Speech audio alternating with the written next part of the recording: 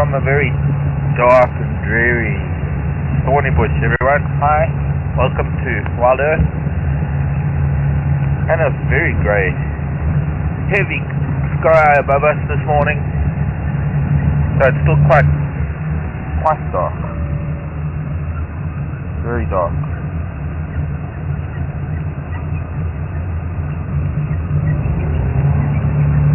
Indeed, very dark.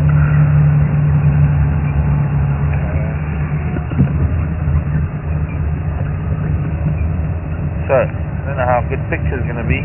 How's this picture? A little bit grainy.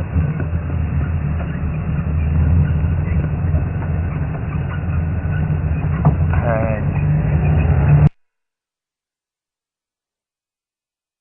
thing is squeaking again.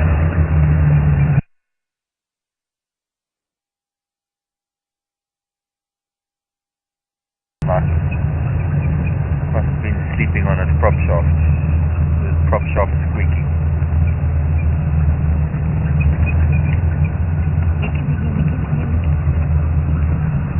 Okay, so we're gonna go and look around to see if that leopard moved anyway. I think maybe she caught something, that's why she hasn't been moving around. Oh, it's very dark and very grey. Not going to see the sun for a little bit.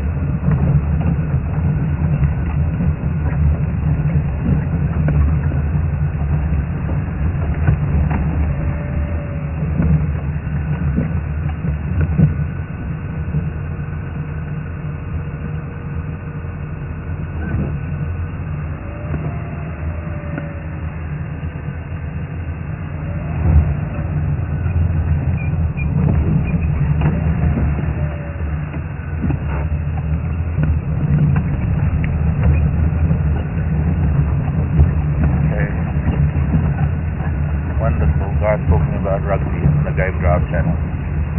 Hello, Mrs. Nyala. Where's the family? Oh, sorry, girl. For the fright.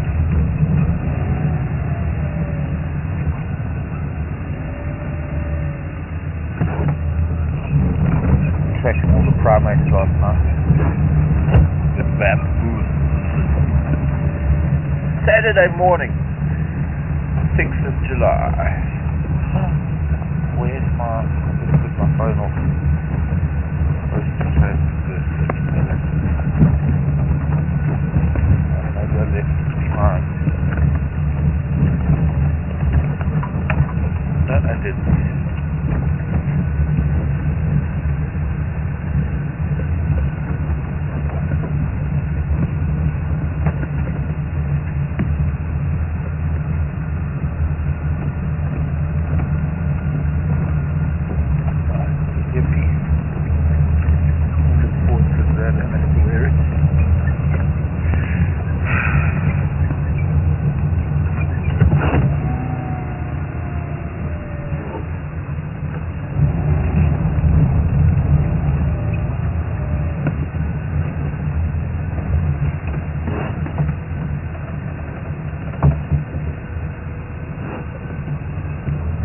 What?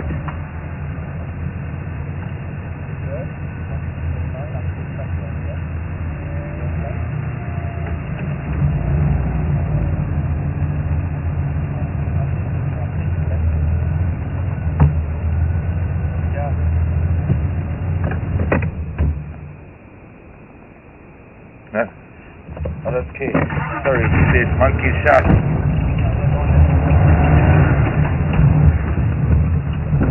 Oops. Yes, it is. That young male leopard. Well done, Aaron. Monkeys are going crazy down the bottom. And it's quite quick. Came past camp. Must have walked right through camp. maybe she did catch something down here.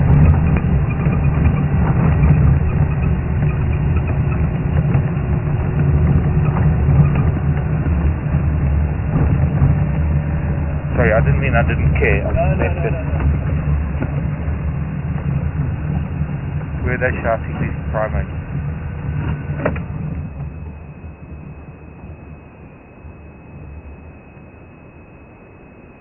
Sounds like across the river.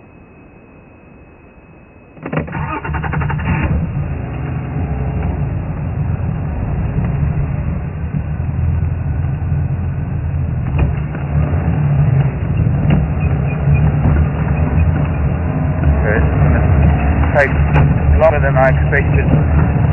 When you get monkeys shouting, you've got to be right there. It's better than baboons because monkeys, it's just better. Monkeys shouting at a leopard will get you to a leopard quicker than baboons shouting at a leopard. The wildebeest.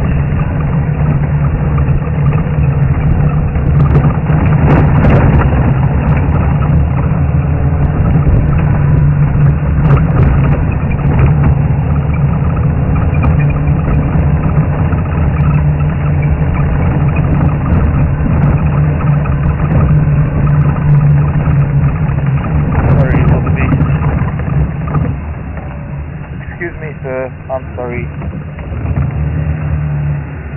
Excuse me, Mr. G. Really apologize for this intrusion into your Saturday morning. I'll come and see you later. So I'm just going to go and see if I can find this cat.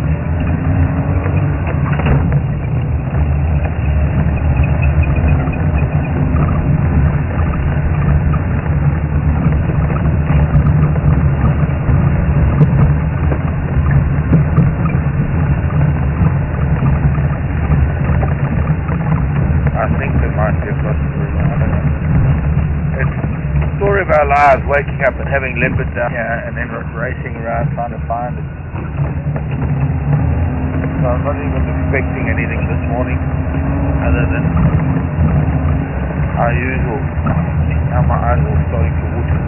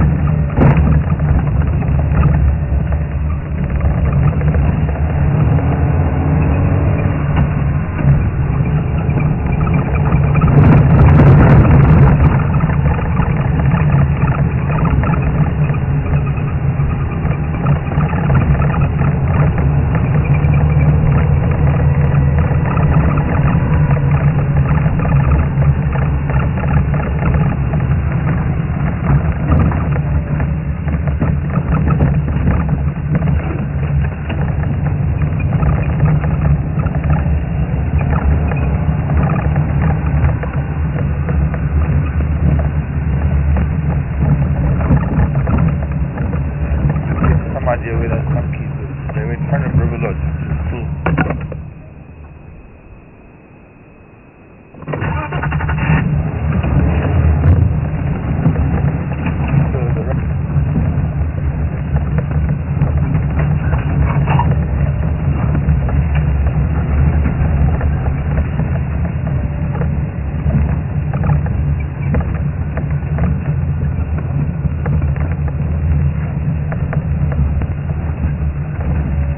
It's quite dark.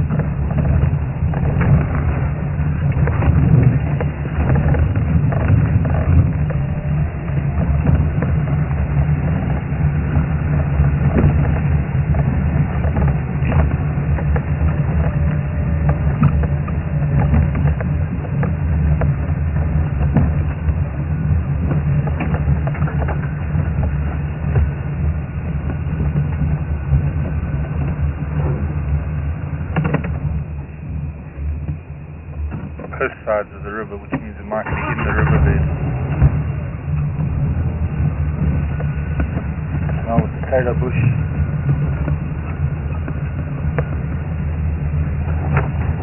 We're looking for an area, we're looking for monkeys. leopard we look. If we find a leopard, it's different. If we find a leopard, we want to find a monkey that's looking at the leopard, so we know which way it looks.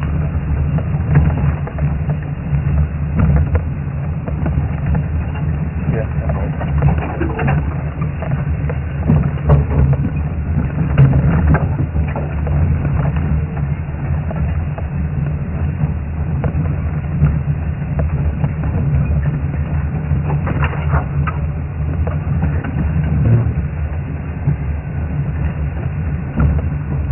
pardon?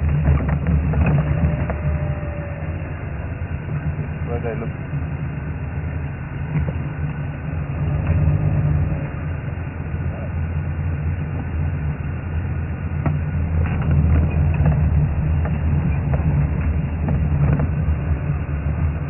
Really dark down there.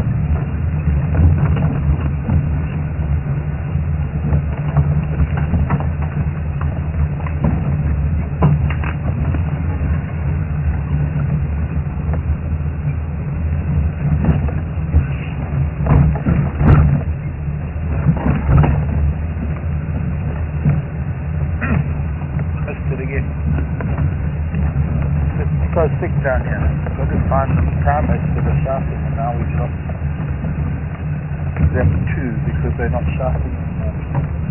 That one's looking this way. Might be looking at us.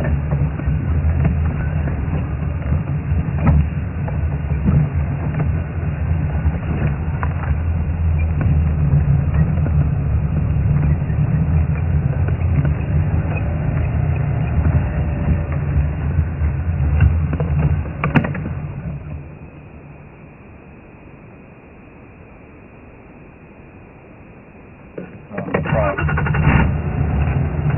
Dead quiet.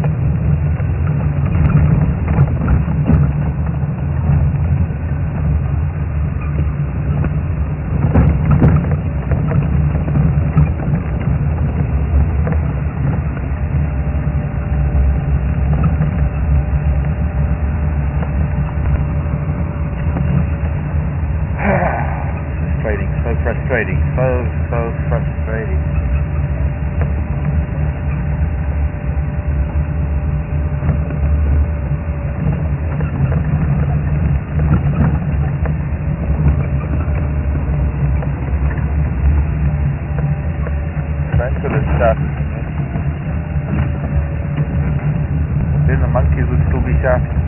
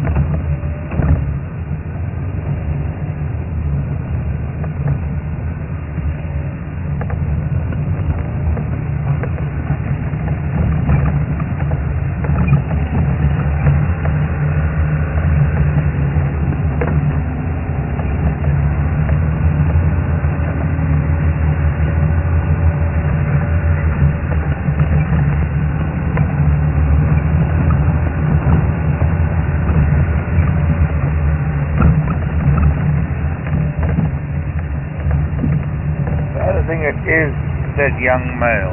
We've never let us see him other than the one time when he was on when he had a piece of Impala in his mouth. Yeah.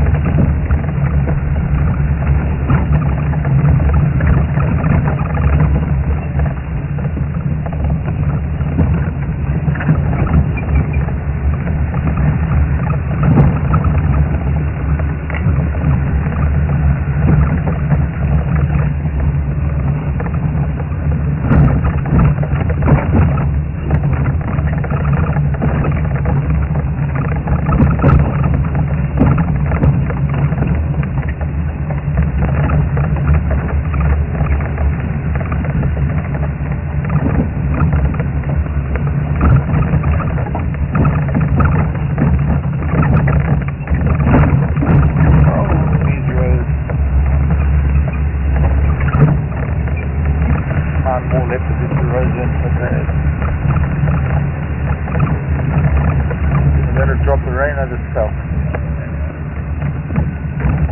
Yeah. Just wait. Bye.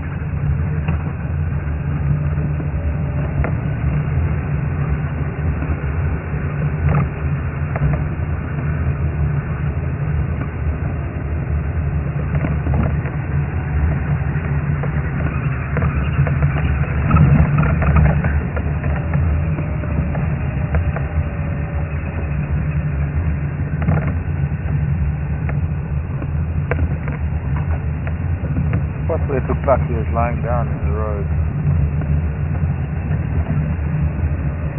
There's the back. I have no idea where he went from there because he didn't follow a road. But I put my tire tracks everywhere.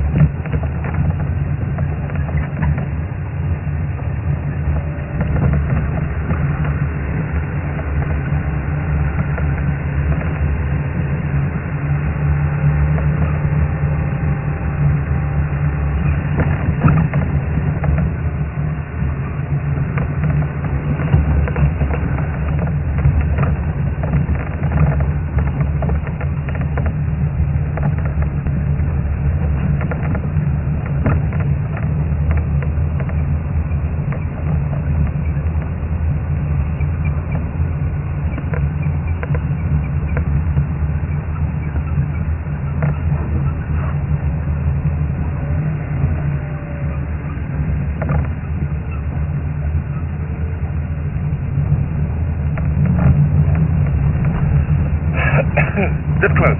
This close. But not too far.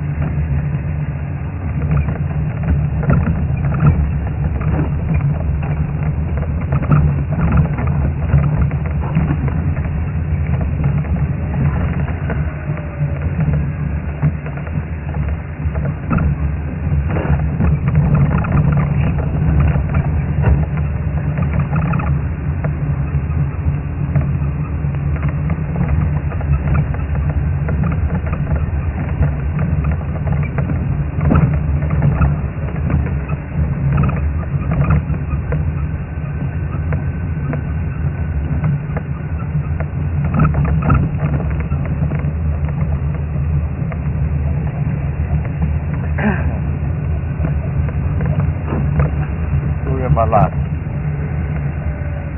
A minute too late. Literally like a minute, not even. Practically seconds too late.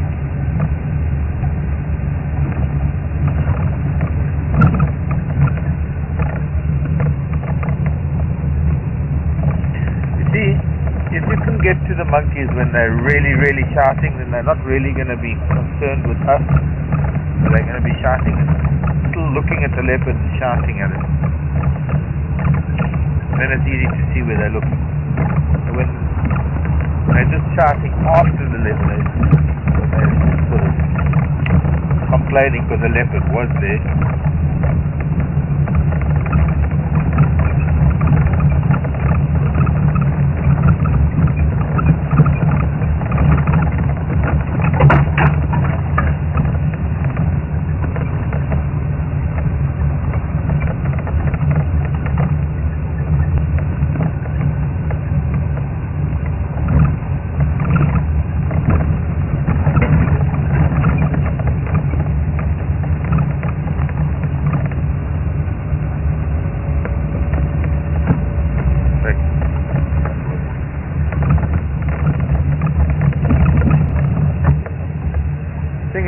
baboon, look at this. These baboon are all quite relaxed. They haven't said a word.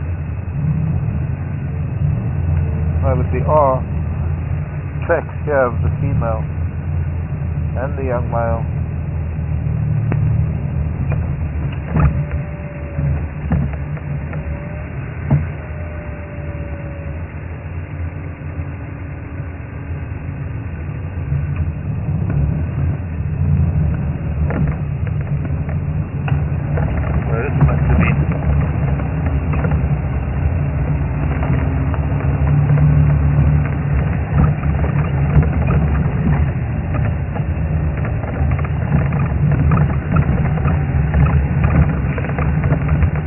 Smelly children, you. Morning, Penny. Morning, baboon.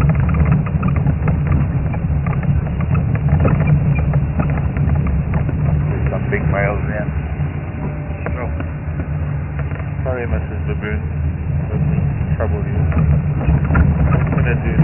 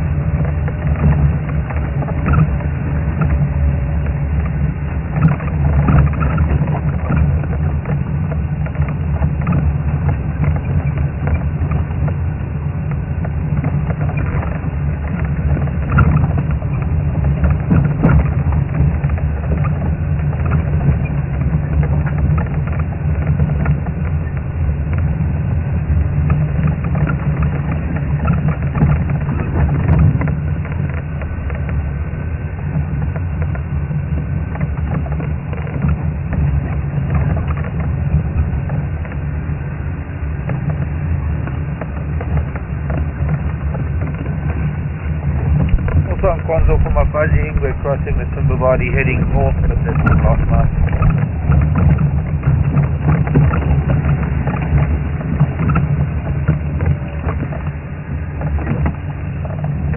Eastern cut line, eastern fence line.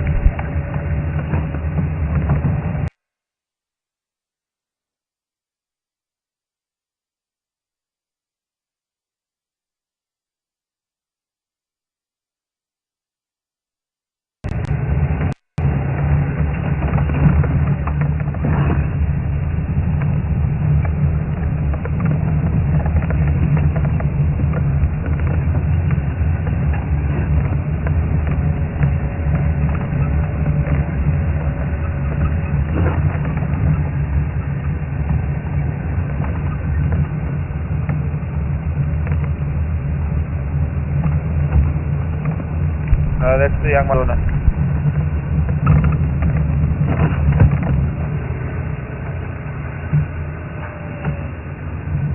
Yeah, I said I was about a minute too late. The cow stopped colouring when I got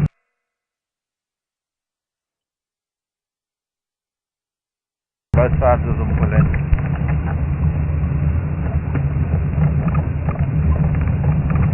I'm busy checking on the other side now.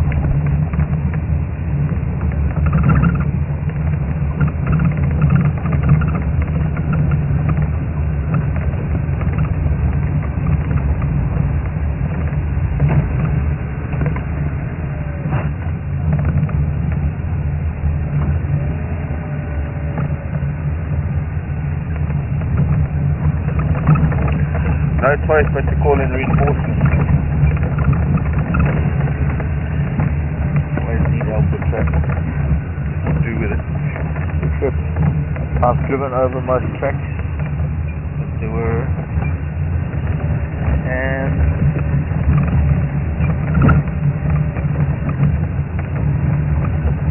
in a way that can be a good thing, because Because if the leopard's moving again, it'll be on top of my tracks.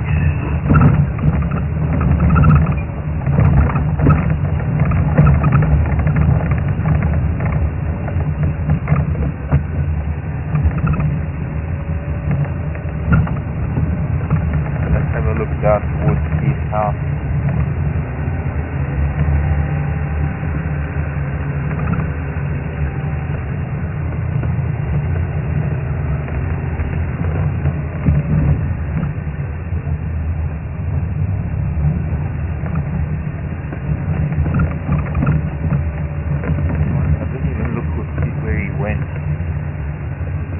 Straight down here where I heard the monkeys shouting.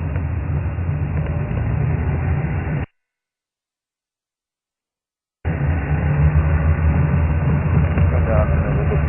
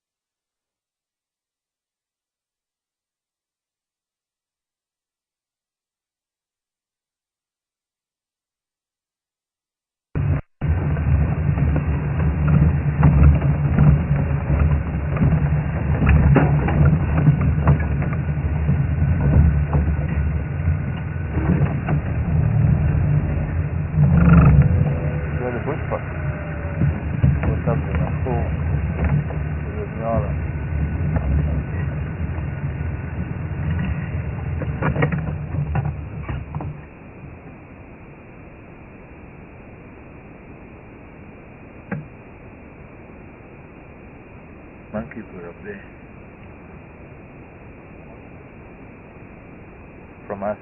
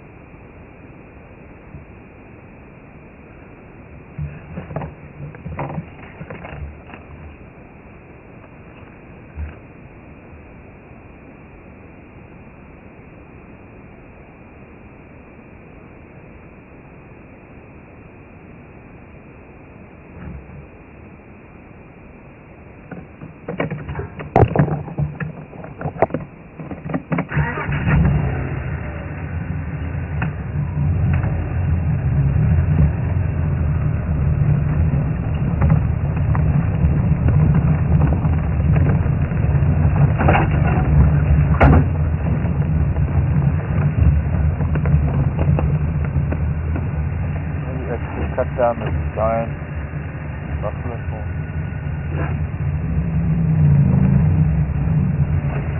So that is the owner of the property's house, in case you were wondering.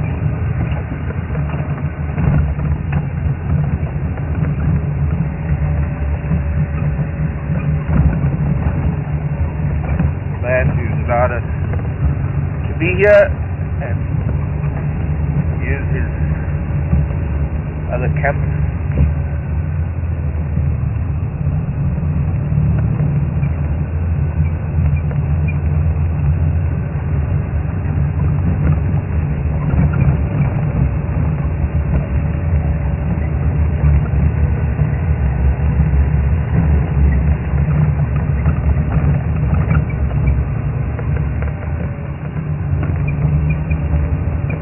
So up here a little bit, see where the leopard went after we saw his track. Somebody walked was that Andy?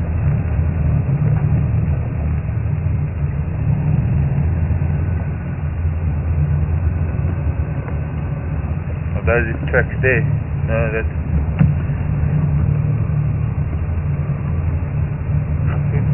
What is that there?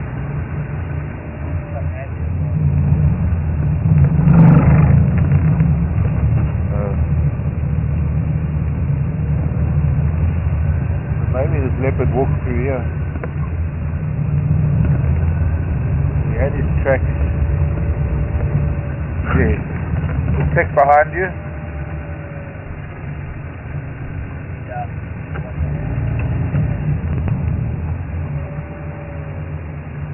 So that's the boo.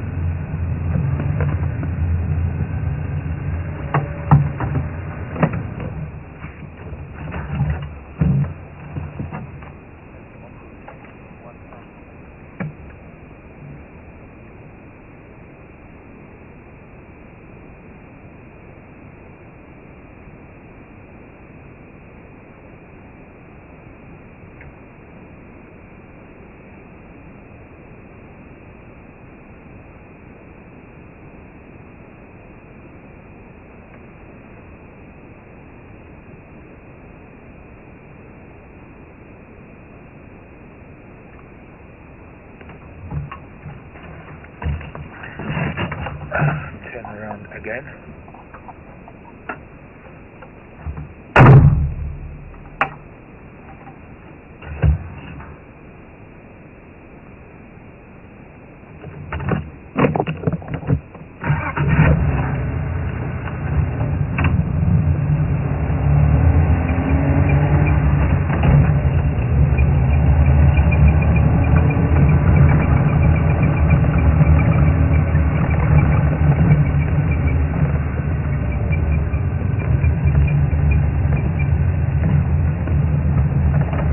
Look at this.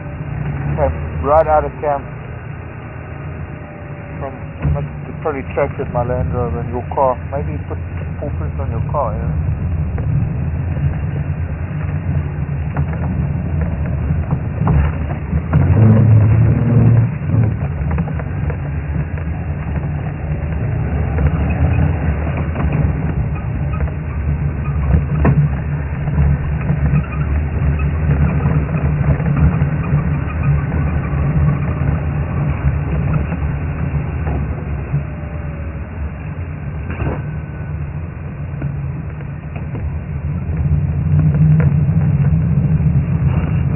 Fine, where he left the road, so he didn't. Must have left the road somewhere.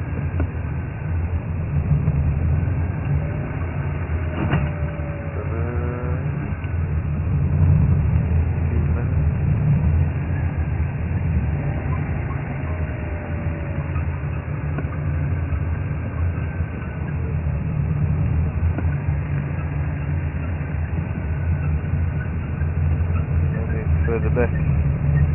Maybe he walked straight in the road. Maybe.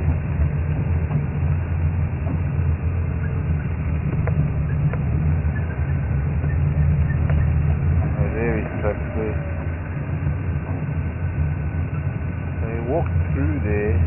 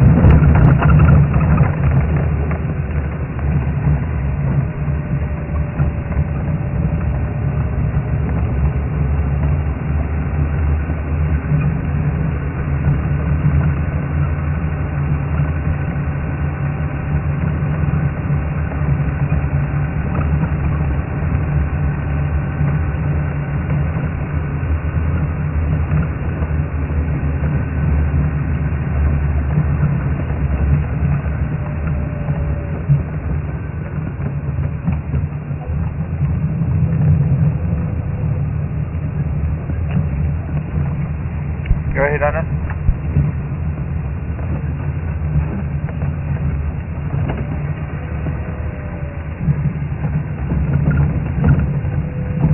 Okay, copy.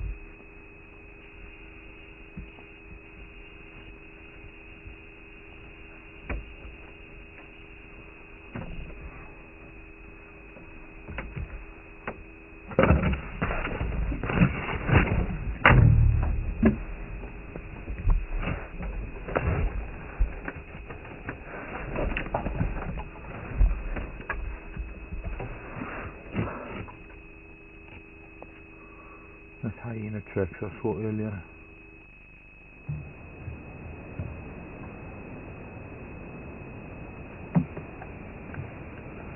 Anna's coming. Okay, so his tracks come down past those cabins where Joan's cabin is heading north towards Steve's Kaya, and then it sort of heads a little bit northeast towards that pan where those Mfene are and those alpeders, but Mfene haven't been colouring at all, only in cow.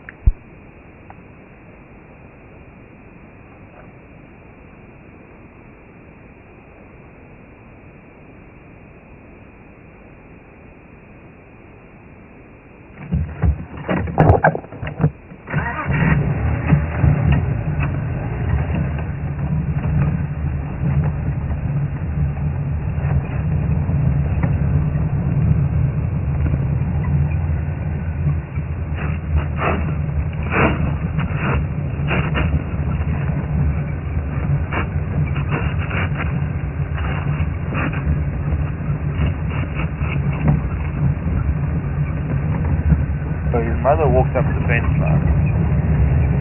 So my guess is let's go to the fence line, and then we'll go up that other road, Clara Herd Road or whatever it's called. What's it called again? Yes, Clara Herd Road. Forgetting that name. Clara Herd.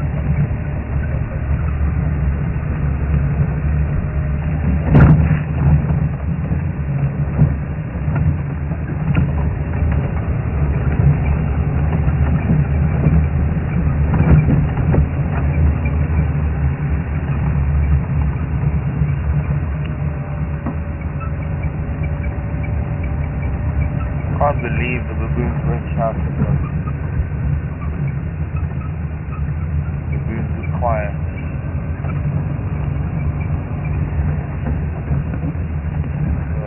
That's why I think this cliff somewhere is just fixed up.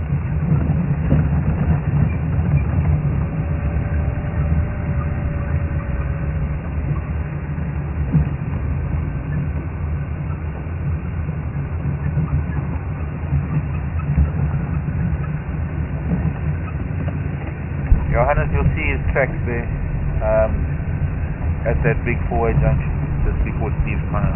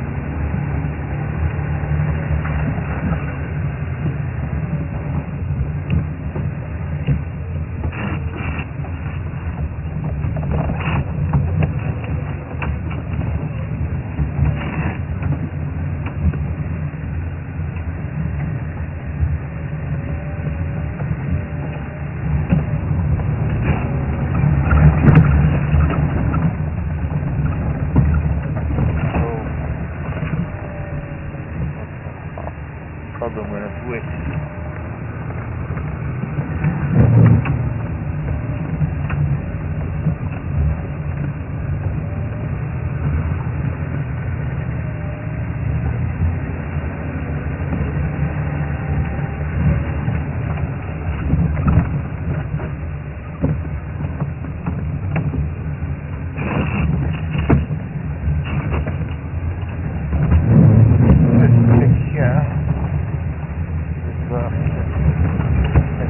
A little way.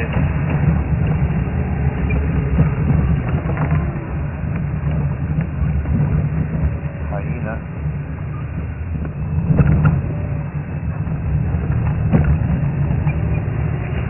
Hyena.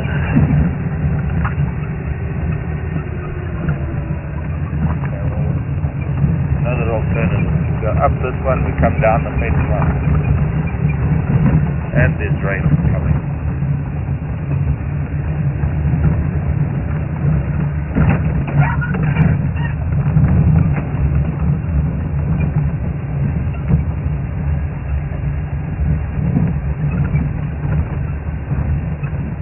Going up this road, there's nothing yet. No track. So maybe we can catch this. Oh. Yes. That's good. At the river now. I don't know why you have to go. Yeah, look here. Gary's track. Okay guys, I've got his tracks heading north, Lon Matala Herd Road.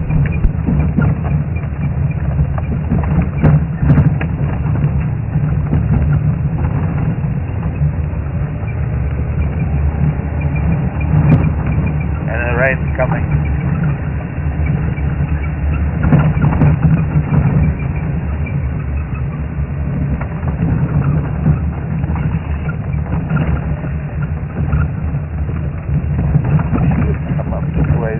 Earlier, but he's gone more far away from those primates. Come on. The road is slowing me down, and I want to get up ahead quicker than I can because the leopard's walking and the rain is coming, and the moment we see him, it's going to be shut the machines down because it's raining.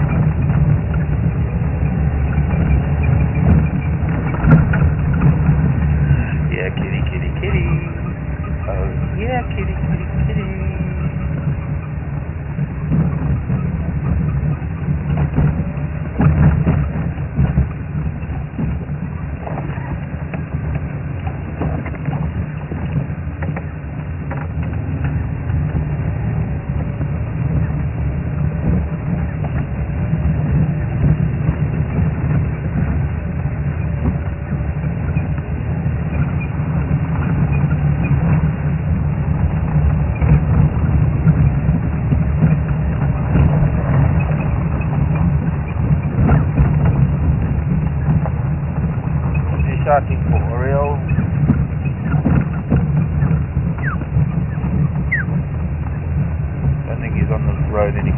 get up near Lacey Road.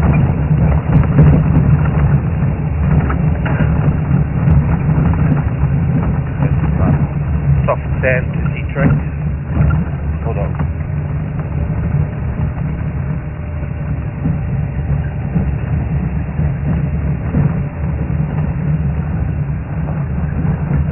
Pardon?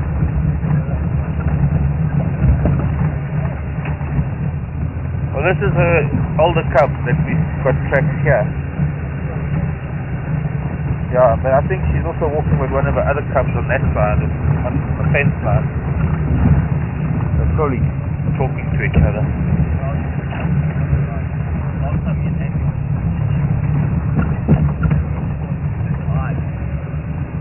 Well, it was probably him.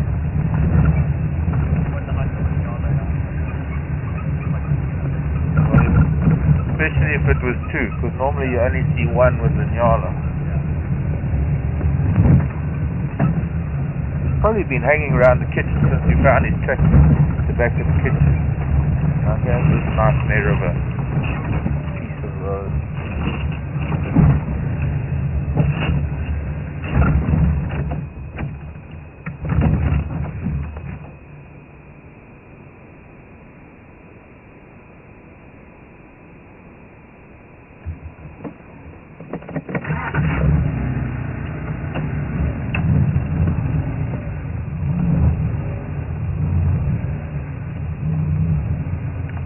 Yeah, fine. Okay, yeah, if any goolers start coming, then I'm going to have to switch off and I'm going to pull out.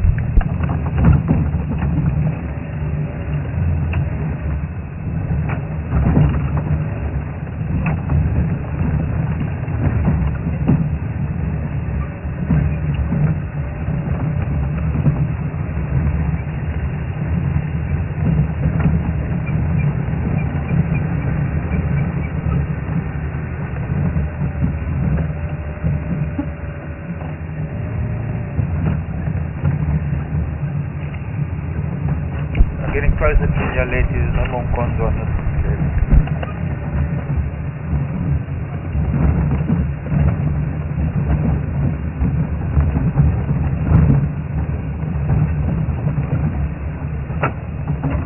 Elephant track.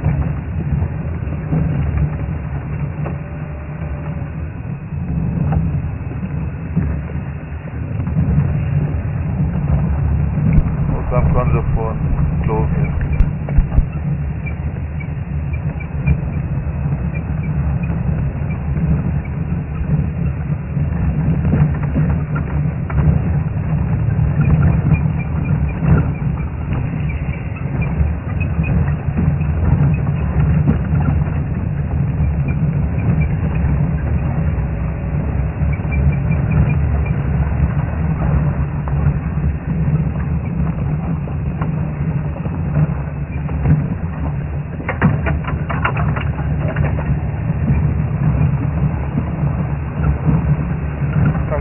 Might have gone backwards, but that's correct speeding.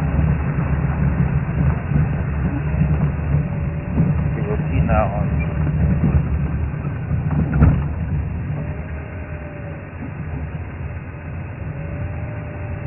Shall we go again?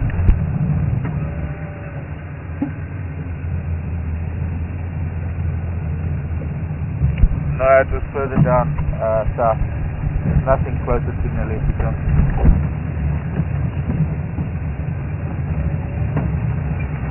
Yeah, I didn't see which side he left the road because I wanted to get further up to see if he was sticking on this road and see where he crossed on the left.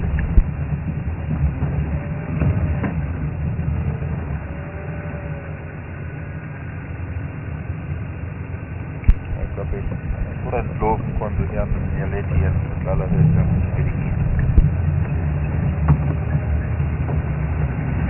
it's a following place of find an elephant or 2 or 3 or more.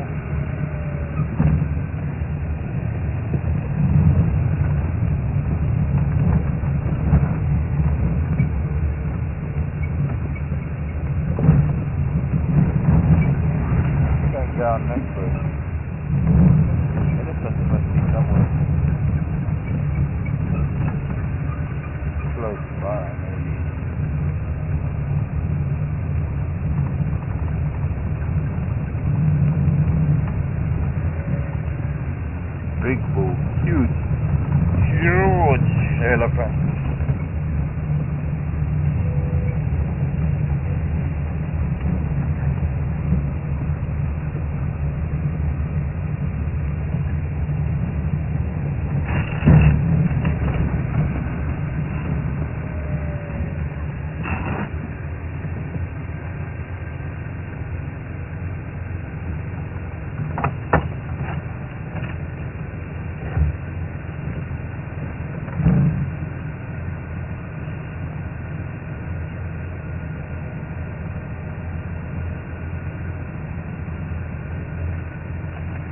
Pardon?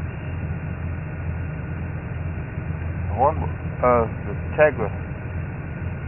Is it a Tagger? Oh, geez, God. Look at this. Down there, the clock. On the key, that's the Tagger. Could be Black Crown.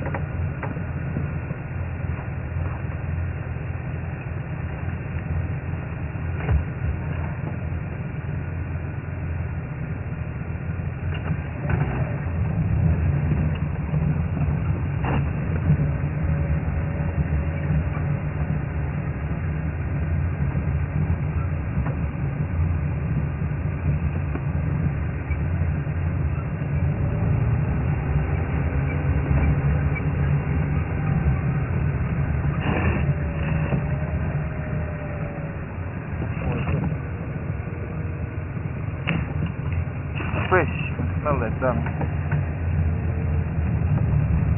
Those earlies have been up and down. I wonder where they went.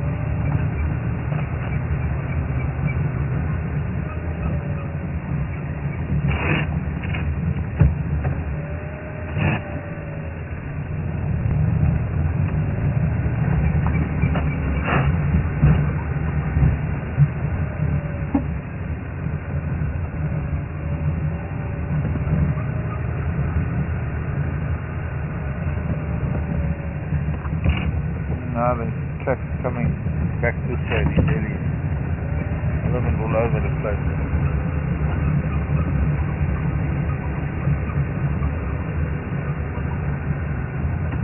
I should probably leave these guys track left. Should probably test the temperature of this elephant dung.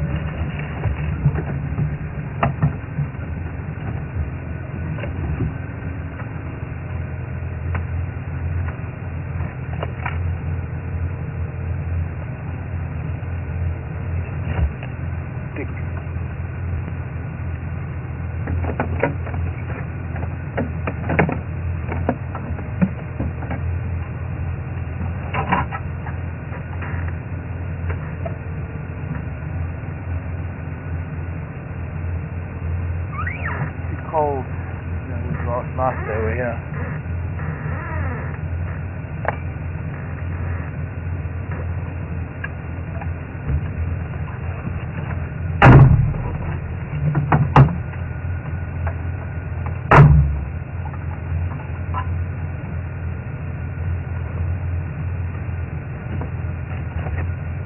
No word from any.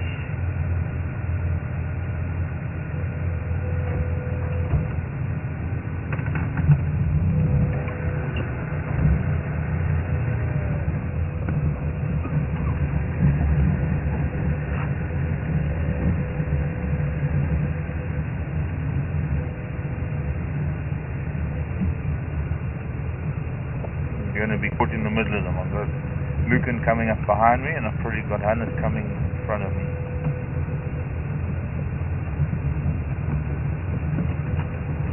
Drive trainers, no sign of these pachyderms.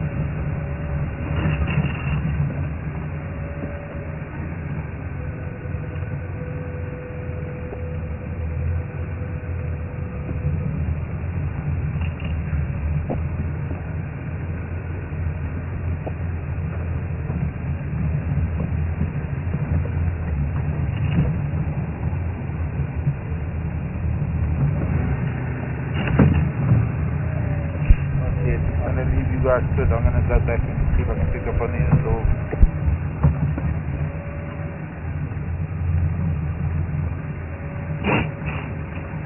I can't head any further north from here.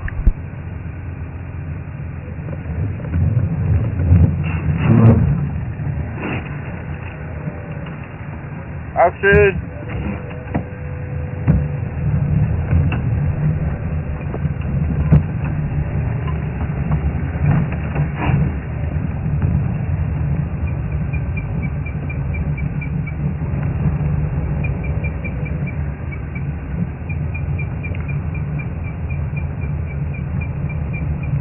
looking, did you find any in Lorbenkons or further west?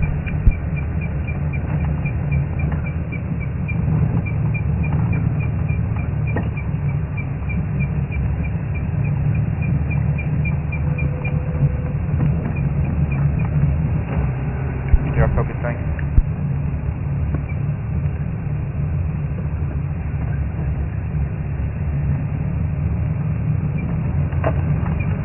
Gonna head further up near Lechi Road. Elephants have moved south. We've got elephants back in our area, that's good news.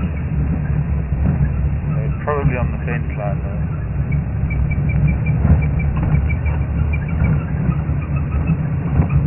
Okay, Jigger, time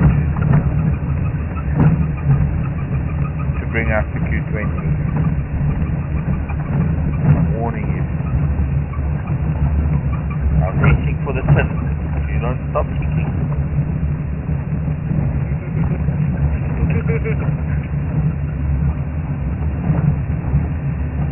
See, I'll touch it. Stop squeaking.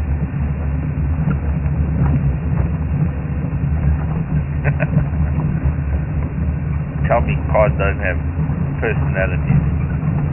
Yeah, I see now he's laughing at me. Okay, so we're just gonna go further west along this lele. Ouch! I just got whipped in the face by a buffalo door. Is that karma or what? I don't know.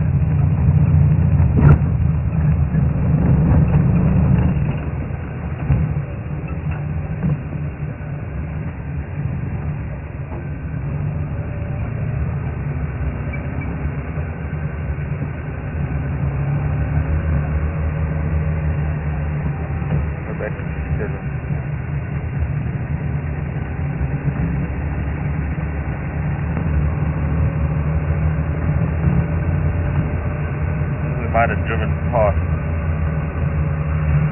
elephants coming up looking for leopard tracks. My eyes on the ground.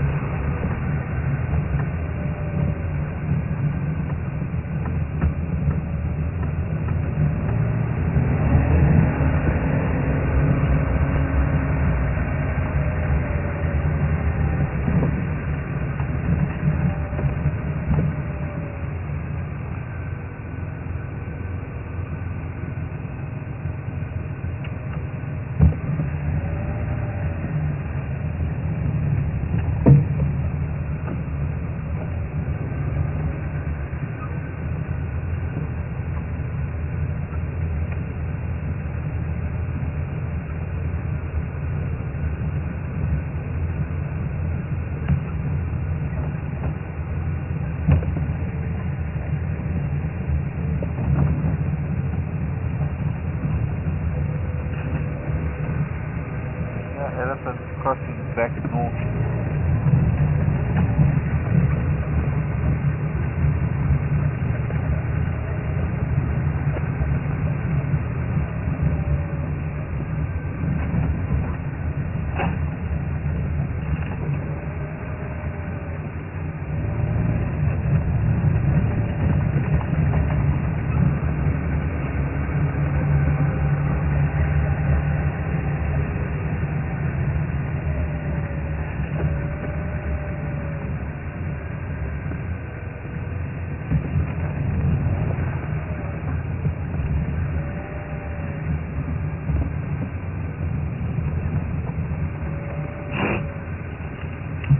I think these elephants gone back north.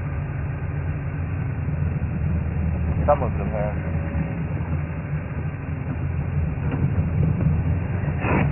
Must have come down, done a bit of a circle just south of Lechi Road, and has now gone back the other way.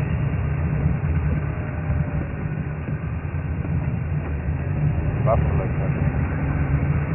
Everyone's giving up on the leopards. Sign of them.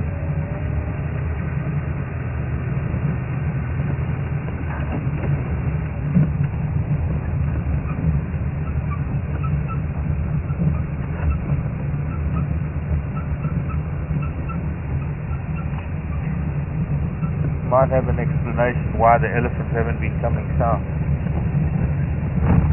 Guys are talking about an elephant carcass of a young elephant on Waterbuck. Yeah.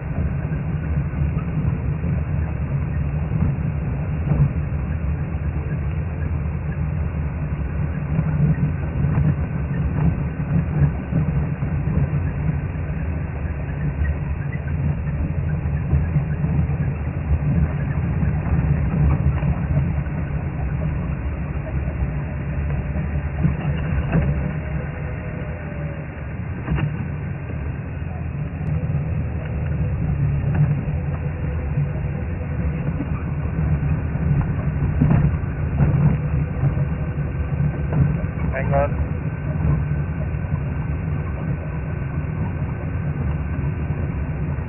Okay.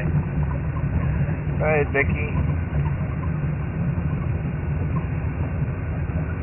What's that? Do you see anything on the floor there? I mean...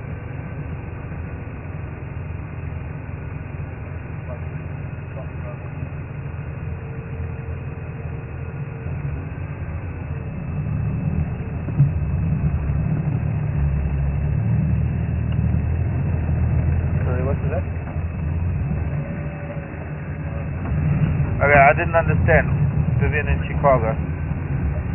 Try that again, please. The French, I'm gonna have to concentrate more. I think I was gonna listen to Aaron at the same time, or trying to concentrate on the track and talk to Aaron and listen. And too much in my head. Try that again, please, Becky. I'll give it my full attention.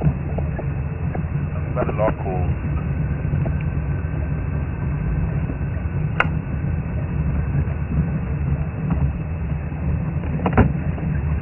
Let's go with that question again. I didn't copy it.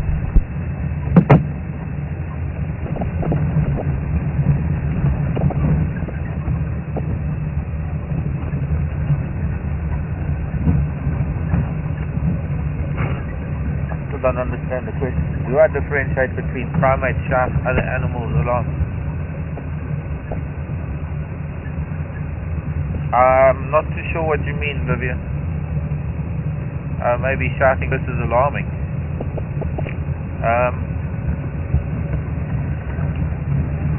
No, it's the same thing. Same thing. Just, yes, it's just whatever words on my tongue at the moment, at the time. Alarming, shouting, shouting.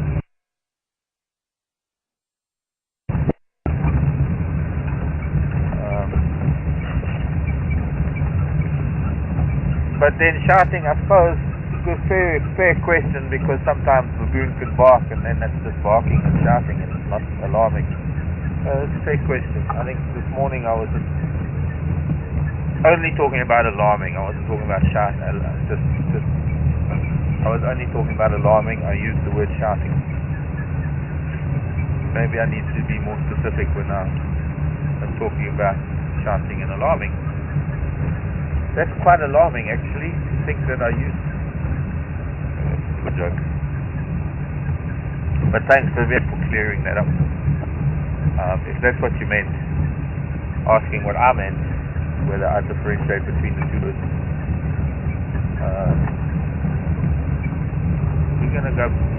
loop, another couple of loops. 3 loops.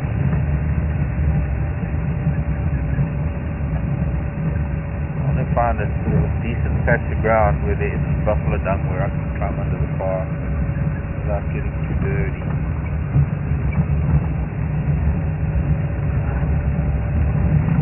Treat the squeak.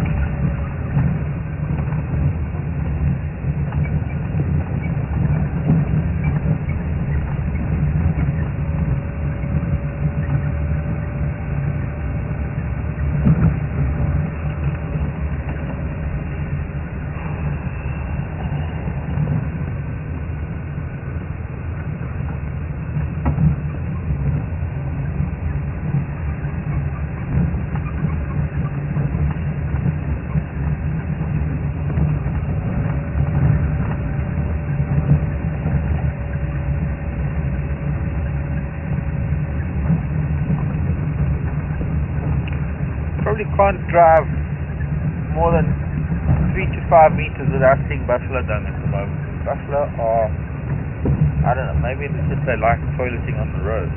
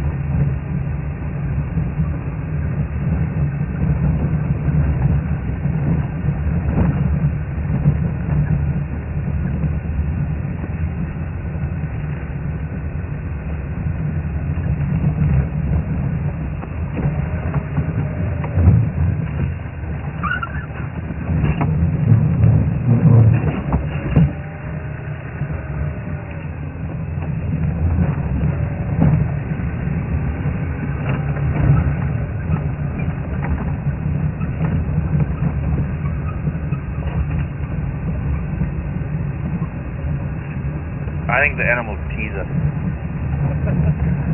That leopard's body clock works so perfectly. Wait till 6:30 when we're heading out. 6:20. And it makes a point of walking there near the baboon and monkeys, so they start shouting. These cats got a sense of humor. And then I race down there to see where monkeys are shouting or alarming. The baboon, and the leopard sort of ducks behind the bush, giggling. Got him again. It's not the baboons that are teasing us, it's the leopards.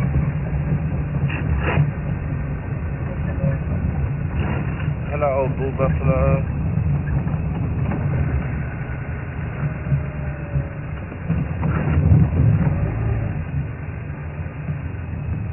I suppose we can stop and listen for a bit. Maybe a noise other than oxpeckers whining.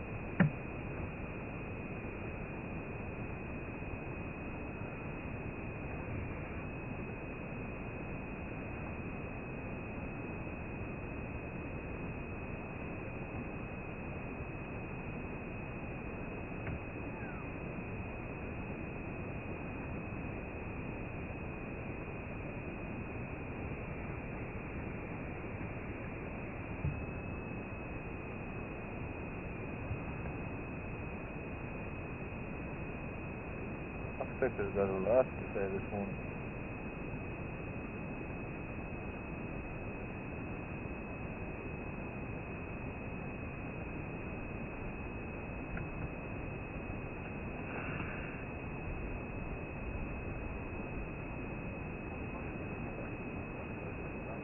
Yes, marginally.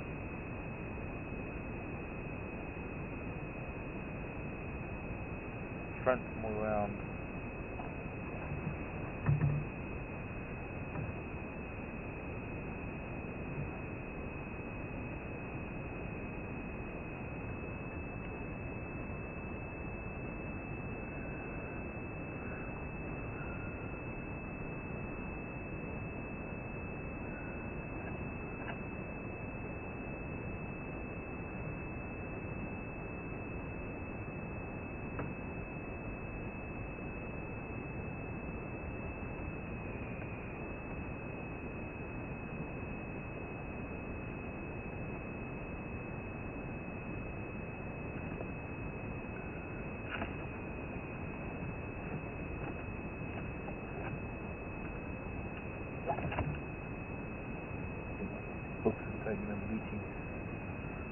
in this car.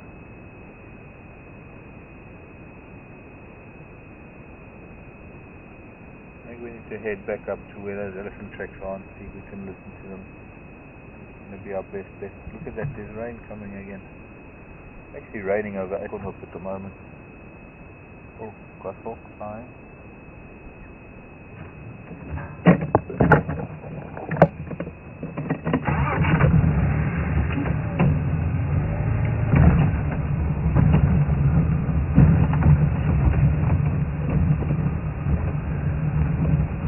I think what we will do, make my way back east.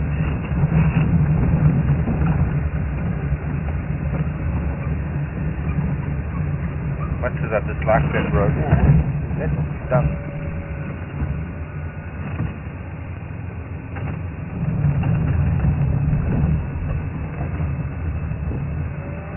Looks like, but it looks a bit old. Left. There's certainly no tracks here. Old.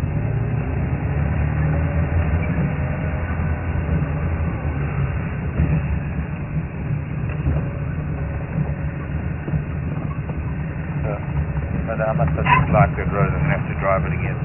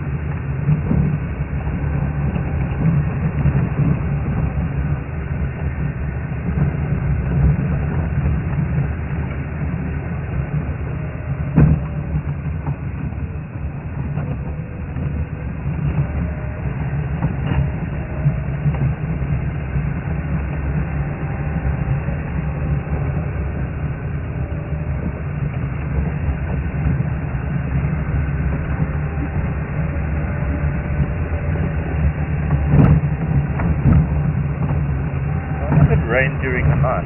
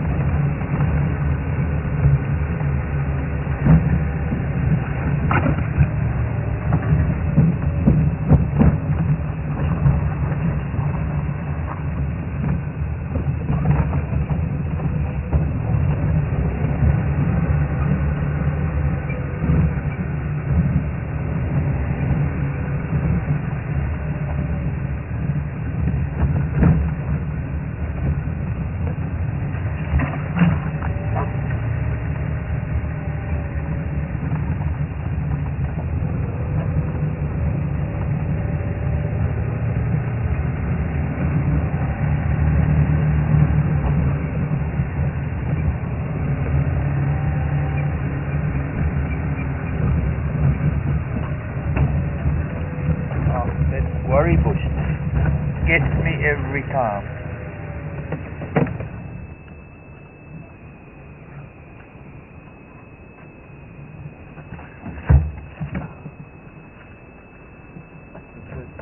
Say what's that pull up? Yeah. There somewhere. Ground, no, it's still on the mark.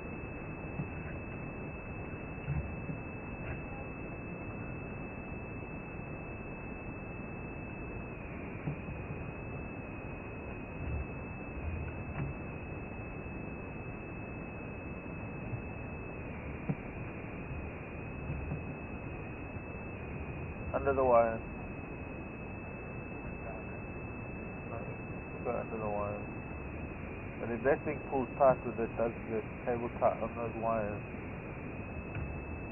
It'll be a disaster.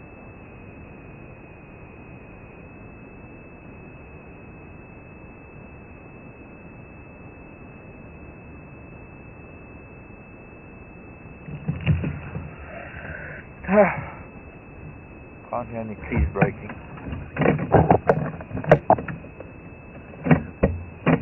Huh? Pardon? No. Oh, that's what you... No, that's okay.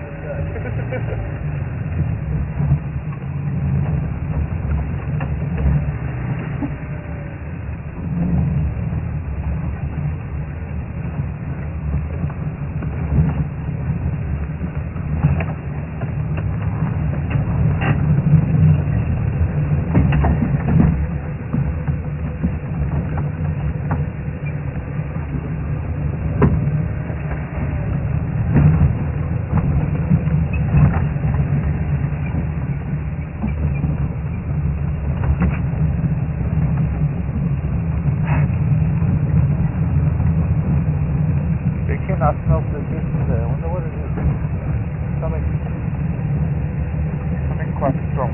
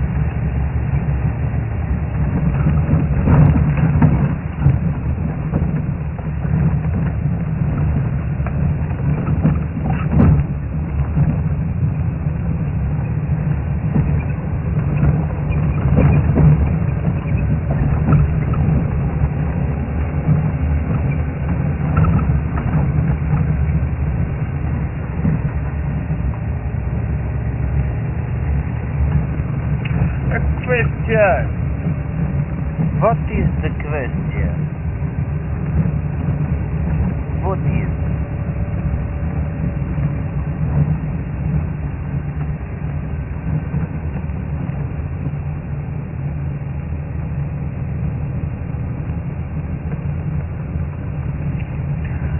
Morning, James. Trees and shrubs give off a scent that we can detect on drives.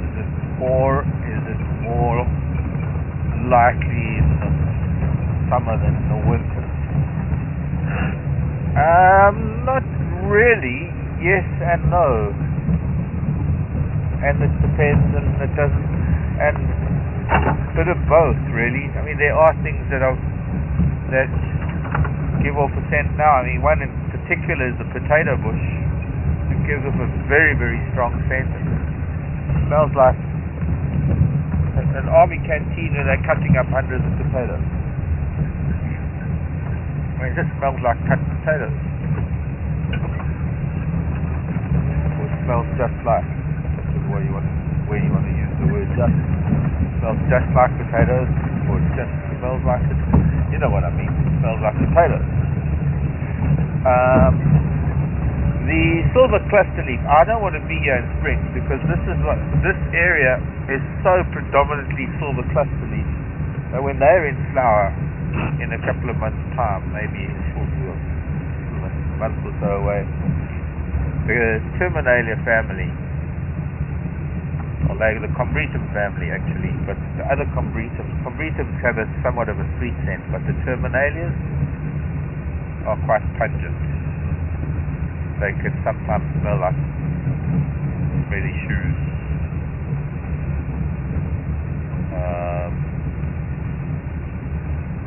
Then of course sometimes you pick up the scent of jasmine or gardenias in flower when they're in flower. So yes, you pick up scents of flowers, yes.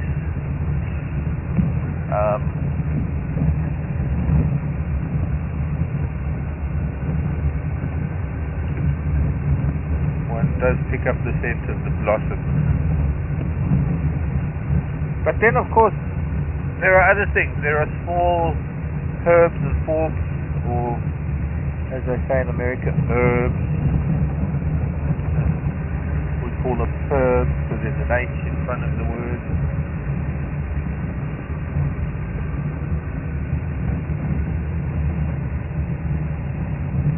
And get a lot of the Labiaceae, the sage family. A lot of the wild aniseed and wild basil, wild sage, wild lavender, and if you drive off-road or your tires just briefly go off-road, you get the smell. So yes, full of scents, making sense.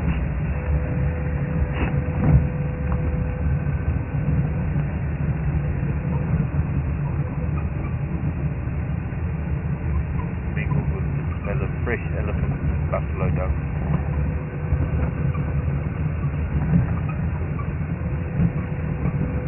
But that one road, there's one spot next to Termite Mound there with a very strong smell of something that I don't even know what it is. Quite a strong smell. Quite not a pleasant smell. Not a repulsive smell, but it's not pleasant. It's not something you want to sit there and go, it smells so nice. It's like, that smell, let's move on. But I still like to know what it is. Not a carcass type of smell, not a dung type of smell. Might just be a smelly animal kind of smell. Maybe there's something living in that termite mound, living in there, that's making it smell like that. Actually, that could be, maybe it's hyena, hyena body odor. I don't know, maybe. Be careful of this bush, this buffalo thorn sticking out in it. It attacked me earlier. I drove past and it whacked me in the face. But it's only just been broken by elephants. That's why the road.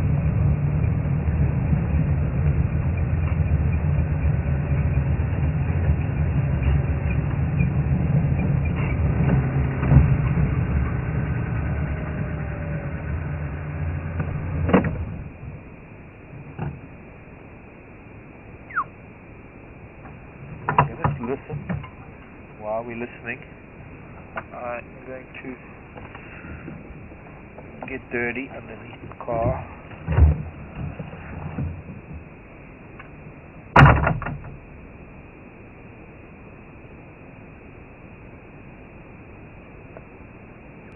Damp the sand. What I need is a grease gun. Grease those nipples.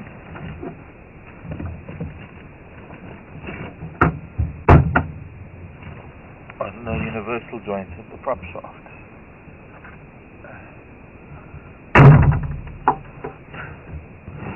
Sadly, there's no grease gun available. Oh, I've got sand in my head. Okay, let's go down the fence. Help if I put my head the right way around. Then it might fit better.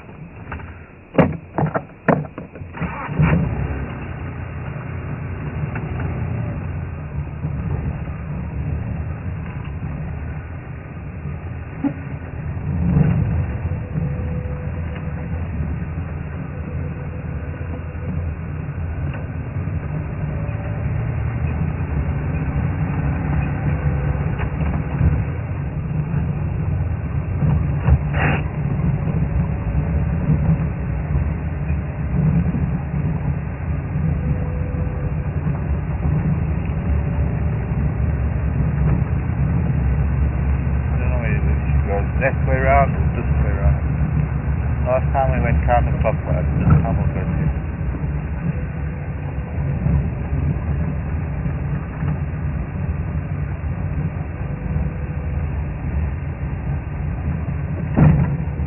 Clockwise this time.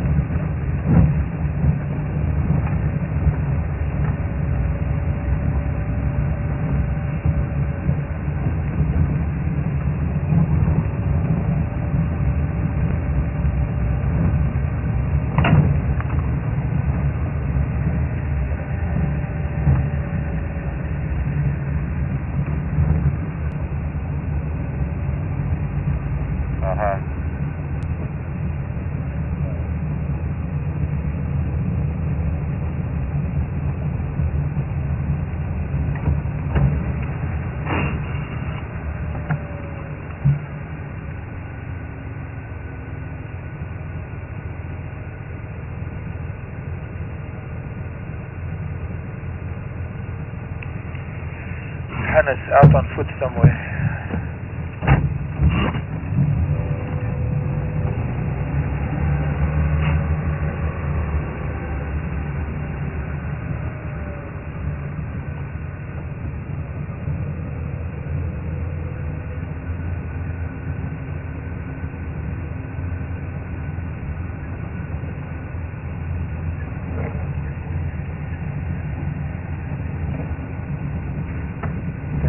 Camera off of that vehicle.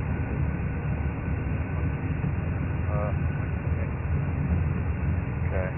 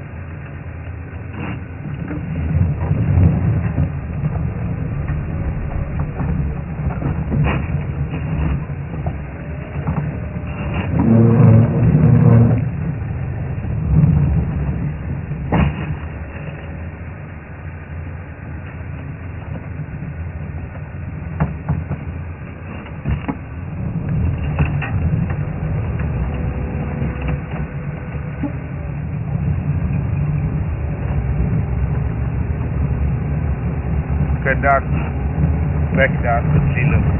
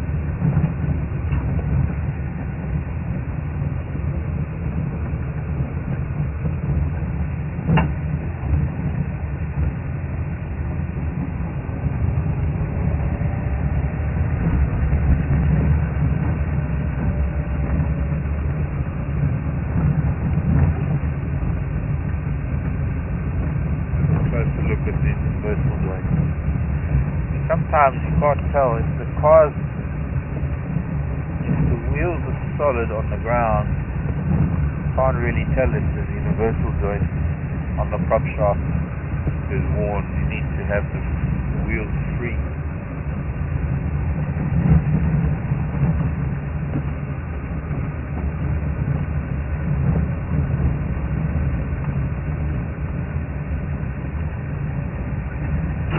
But that possibly could be what's happening as we move along. Also with the road, especially this road, some of these parts of this road where the erosion is pretty bad, it can be quite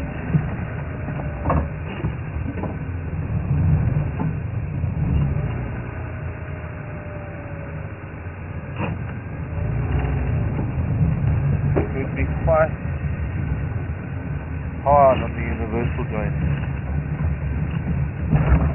Not got any question. Elephants are here. We're testing this bike. Not got any questions.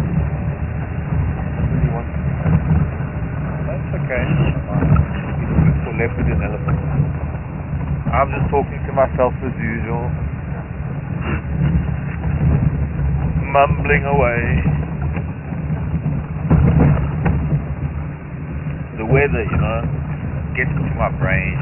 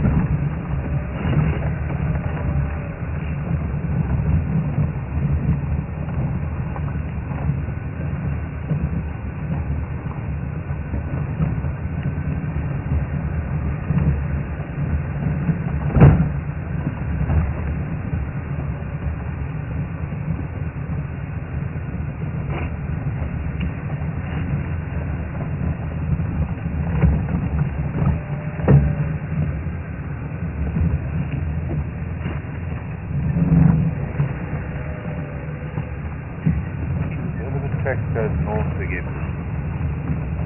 They came, hit the bed line and then they went back north. Not getting any sound of pachyderm.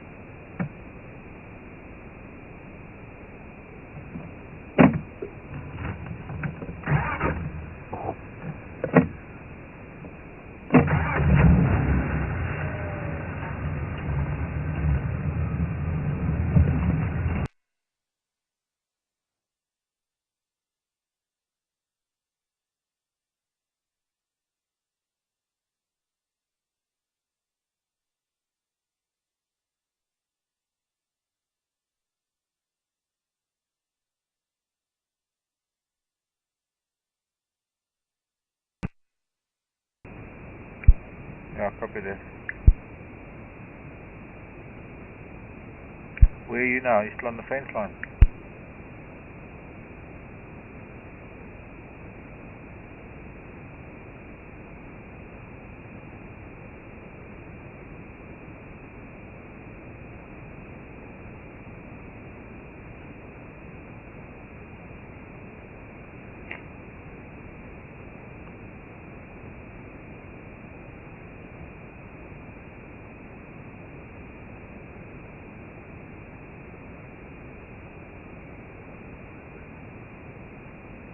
Have you heard any law-breaking branches?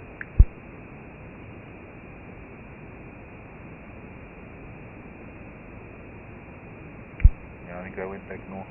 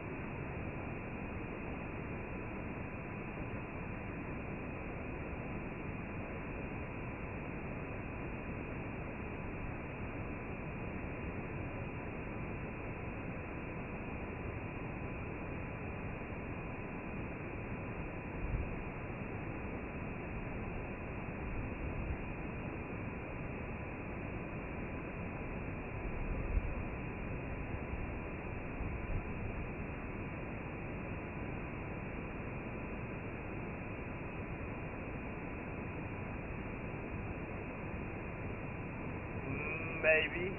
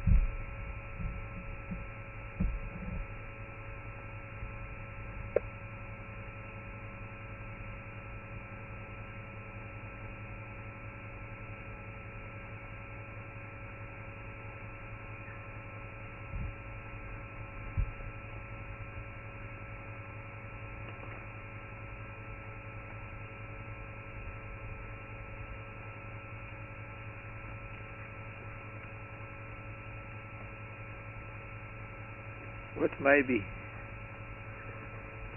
Betty asked if I'm having fun.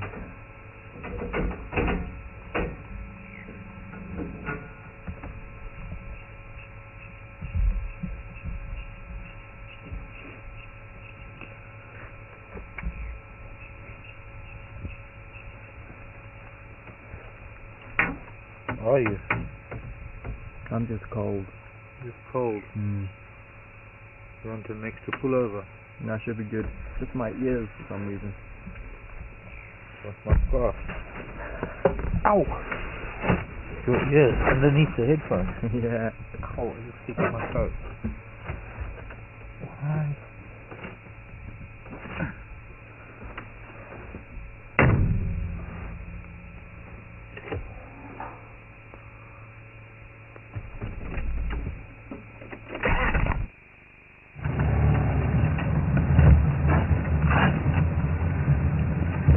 There's Hannes now.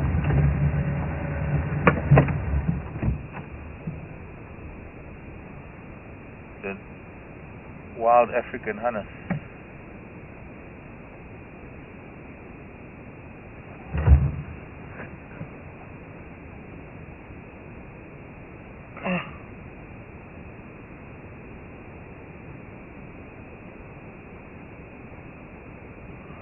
Môre meneer.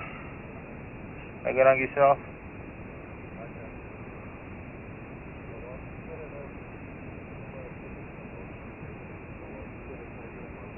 Oh. Ek het stadig gery, mooi gekyk, maar Ja. Ja, ek gaan nie pas daar tot kyk. okay. Roy. Cheers.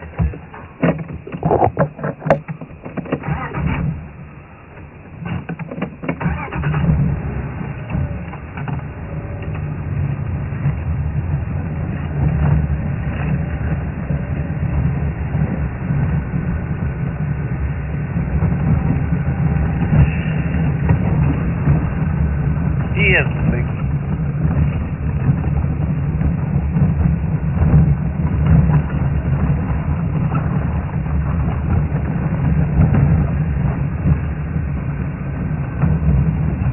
Susie, morning Susie in Indiana. Have I ever raised a baby animal? I think birds can be called animals, because birds are essentially animals, not plants. I've raised baby birds, but very seldom. I don't believe in raising baby animals in the bush, as much as I would love to. It's not really feasible.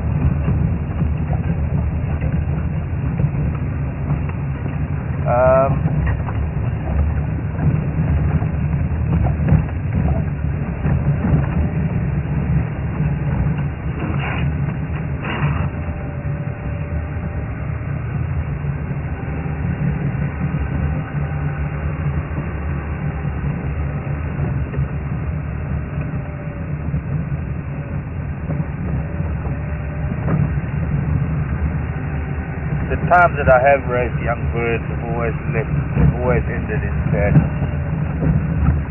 Normally the case when you raise them. The thing is, you see, I've never been in a position to, especially managing camps and lodges all over Africa. You're not allowed to do these things in foreign national parks. You have to leave things be.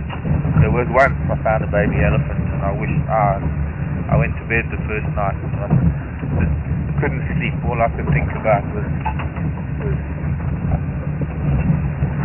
young elephant that had been abandoned. And the next day I went out to see it. I got out of the Land Rover and walked with him a little bit. He was very healthy.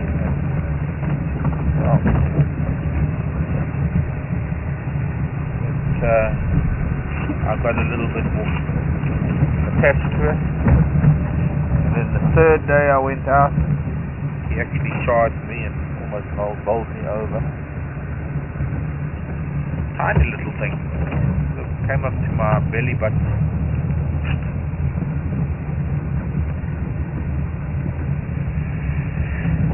And then on the next day I went looking for for him, actually I didn't go looking for him. I was still coming back from morning drive and I saw a sea lion eating him.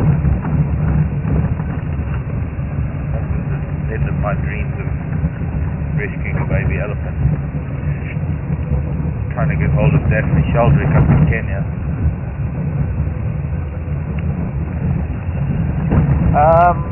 In the bush, in the wild, one can't really raise young animals because you just don't have the ability to teach them how to look out for danger and how to be the kind of animal they are. Then they grow up thinking that they're human. That's no good because you've got to teach them about dangers and things.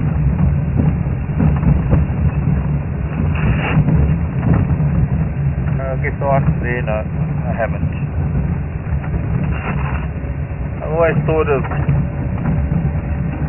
rehab centers and helping out and working or being a part of rehab centers and stuff. But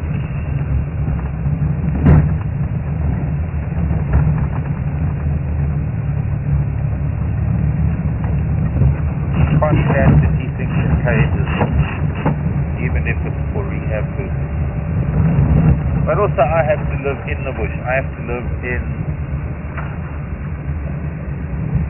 to try my best to spend every day that I live and breathe in big wide open spaces.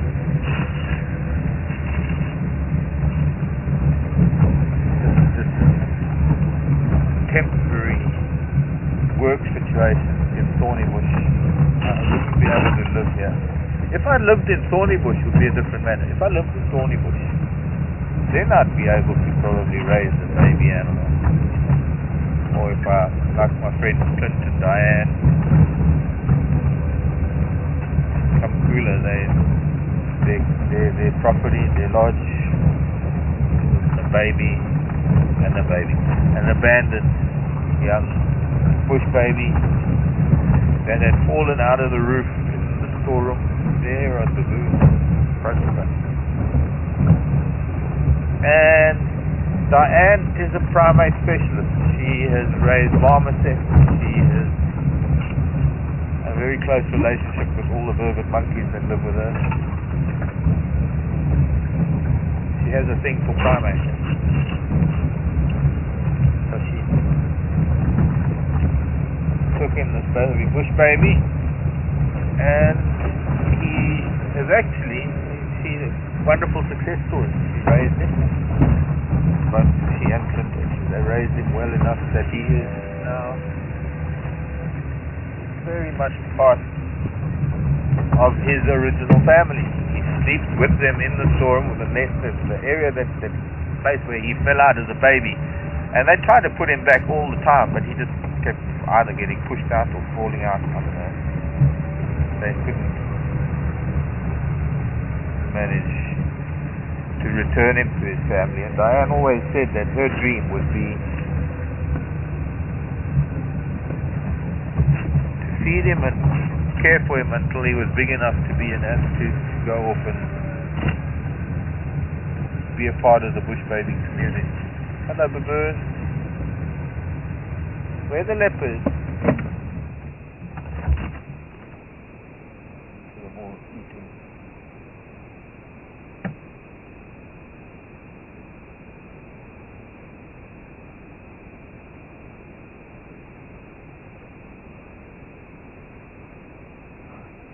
Quite a nice sound actually, all that popping of seeds.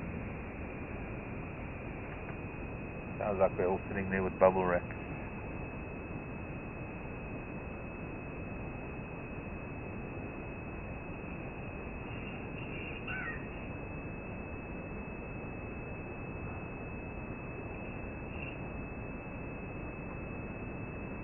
Child screaming because an older one is looking at it.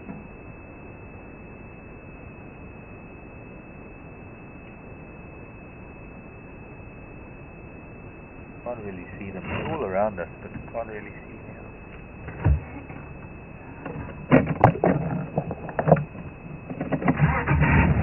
So young Simon the bush baby, as fat as he is, because he is a sport little boy,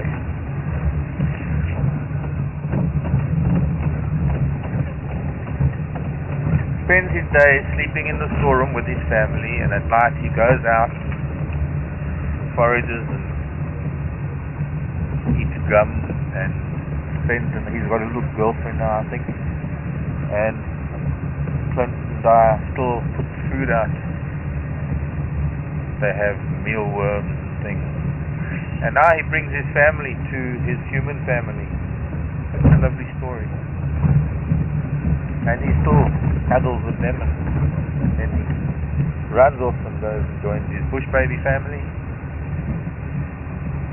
Amazing little child, that.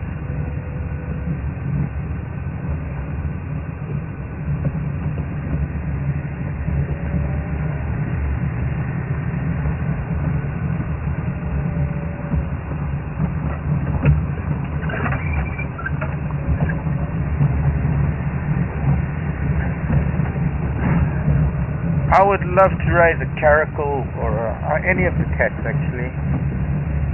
Love to. I don't know, I don't know any animal really. And I'd love to also be in part of an elephant family. Bunch of Nyala bulls here, but they've got their backs to us, their heads in bushes.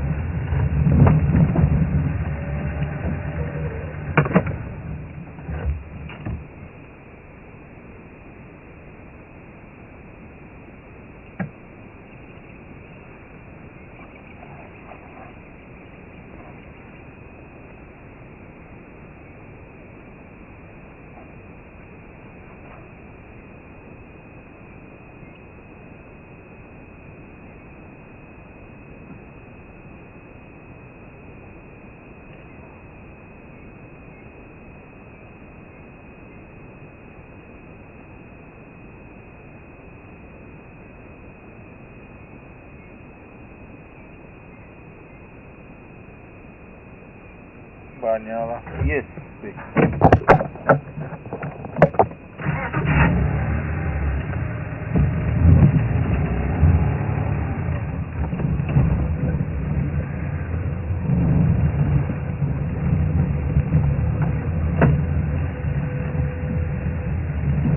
Hello, Marsha. Marsha's asking about the fruits of the sausage tree. And there's another Nyala. They evenly spaced this morning. Oh, I can hear a Scots. The Scots owl up here in this. She's found an owl in a giant tree. That's not going to be easy. But there's a Scots owl up in that anna tree.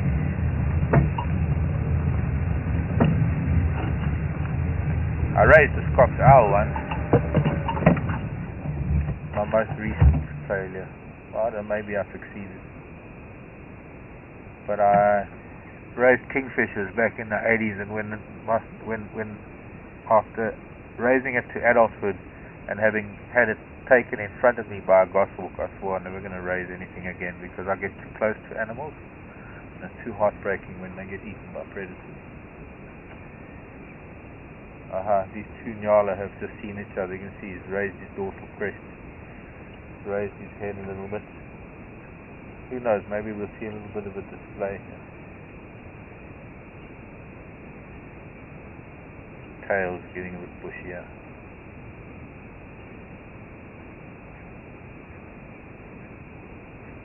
They're staring at each other now.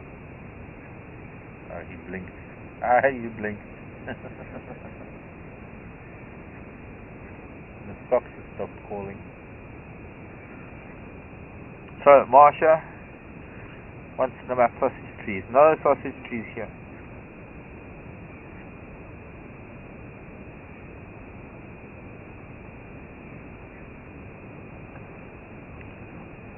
Dave, you're breaking up a bit. Where about that?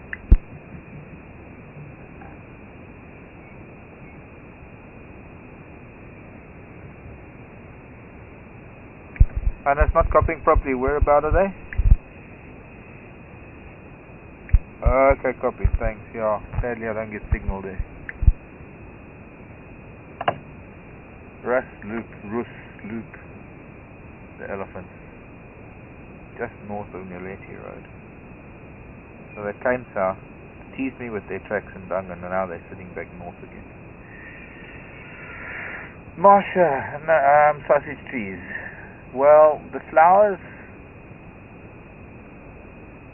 I think it depends on which country, but the sausages last mostly, I mean, they grow continually. They would probably be coming into flower soon. And then the sausages grow throughout the summer months.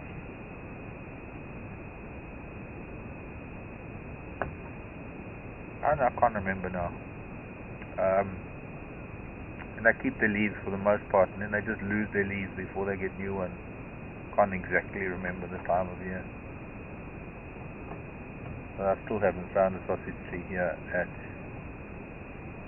Thornybush.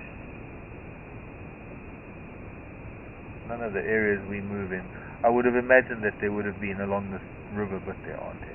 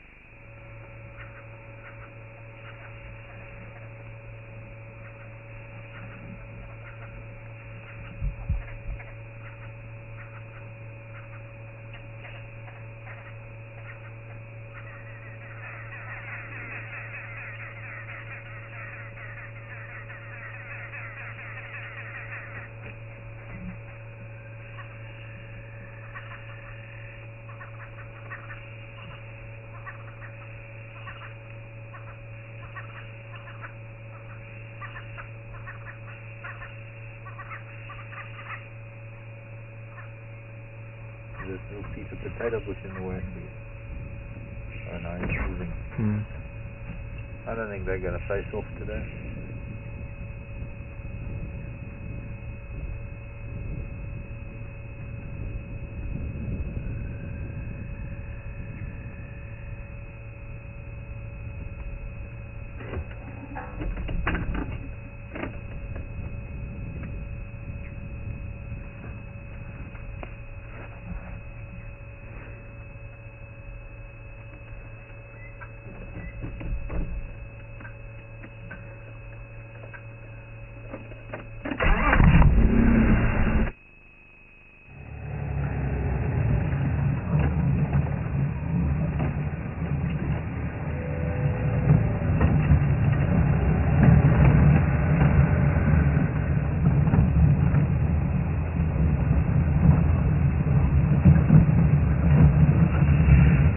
Another morning starts off with excitement.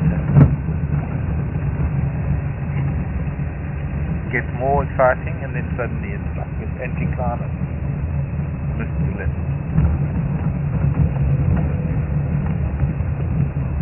All this.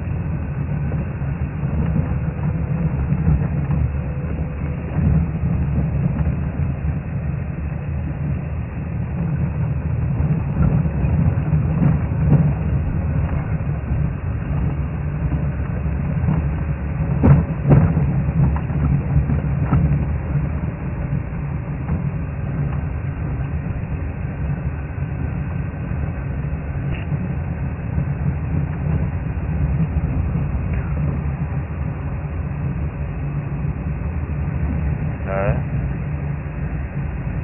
37.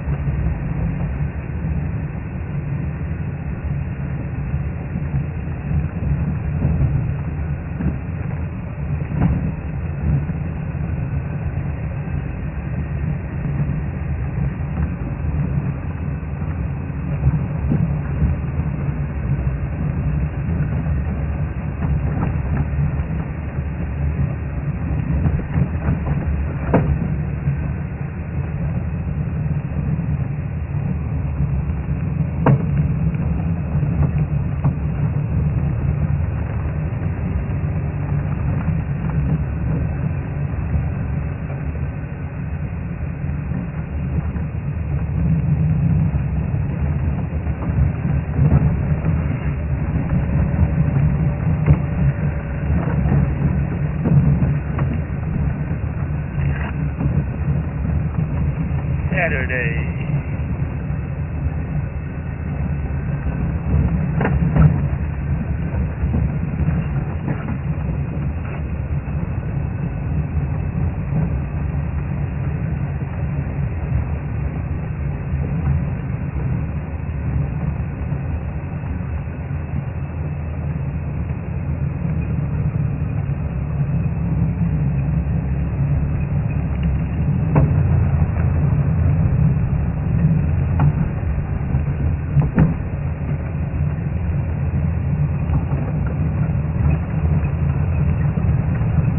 I'm wondering where we should go now.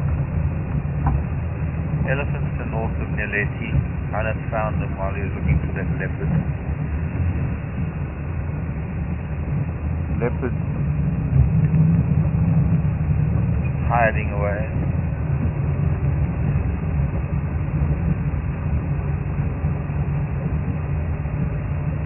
Lion haven't been found at all.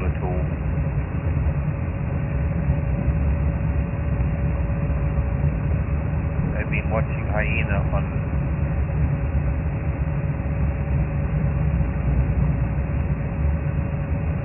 elephant that died, and I don't know why it died. I don't know if anybody does. I think it was investigated. Animals die all the time.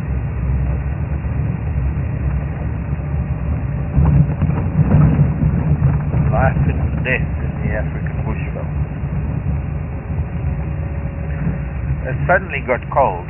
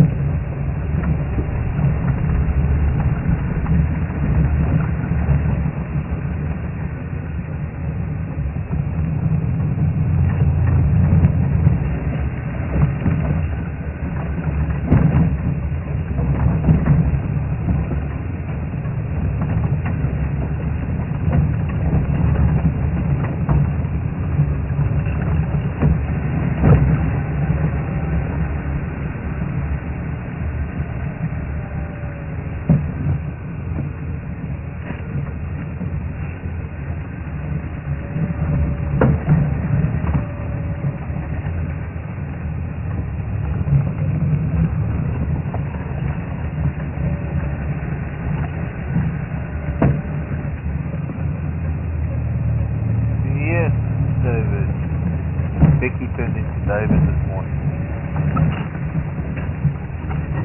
Hyena truck.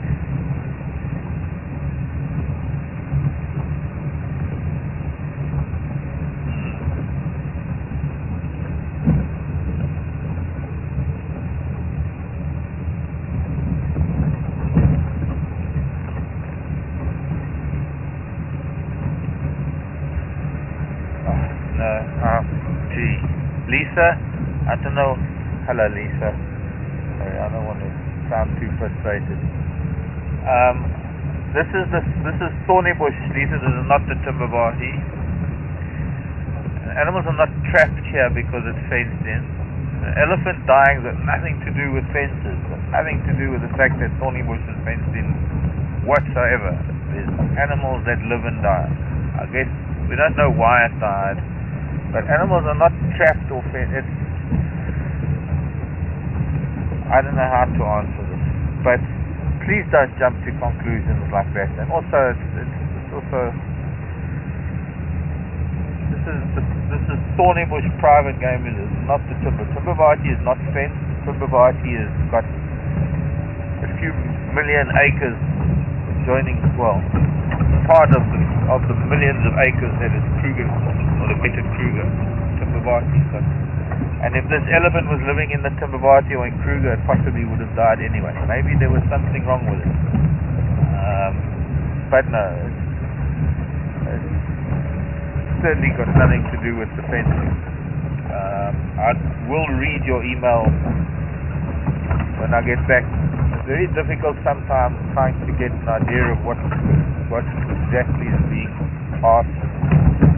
The impression I got is that Lisa is asking is that could it be that the reason why the elephant died is because these elephants, or rather the area is fenced in and they trapped and they can't go anywhere. There's nowhere they need to go. It's certainly big enough. You can see with the vegetation here that there's no shortage of food.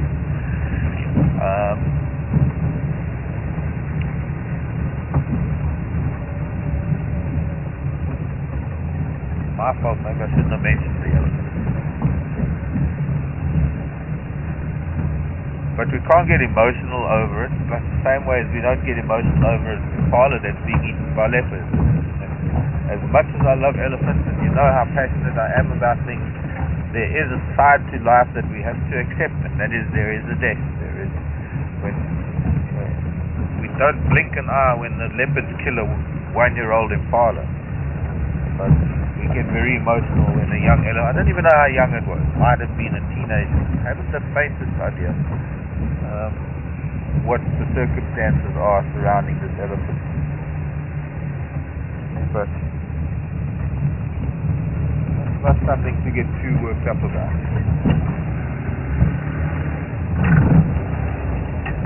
See if I can do it today. No, not today. I have to go back and try again.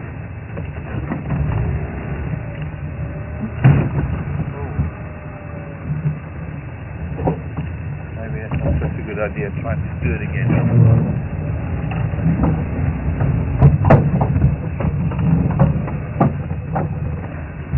No, it's not going to work. Sometimes I can find the right line, sometimes not. There it is. So, sorry Lisa, the problem is that I know chat rooms, things can get a bit out of hand when people start making assumptions or even just statements that aren't even accurate, and then of course it gets all out of hand, and then we've had this before where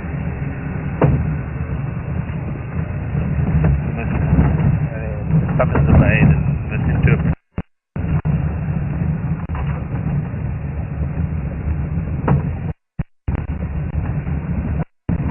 Have to keep in mind that this is, even though it is still a natural piece of bushveld, animals have been doing things like this millions of years without us humans. We can get upset about the 100 elephants that are being shot in Africa every single day. At least 100 elephants a day throughout Africa. That we can get upset about. Then on the soapbox spot. But you can't really do anything about natural death. That's important. That's the very thing that makes a species a species. The vitality and the integrity and the strength of an individual species dependent on certain individuals falling by the wayside, because weaker individuals can't survive. It's a threat to the species, it's a threat to the gene pool. That's one of the reasons why I can accept.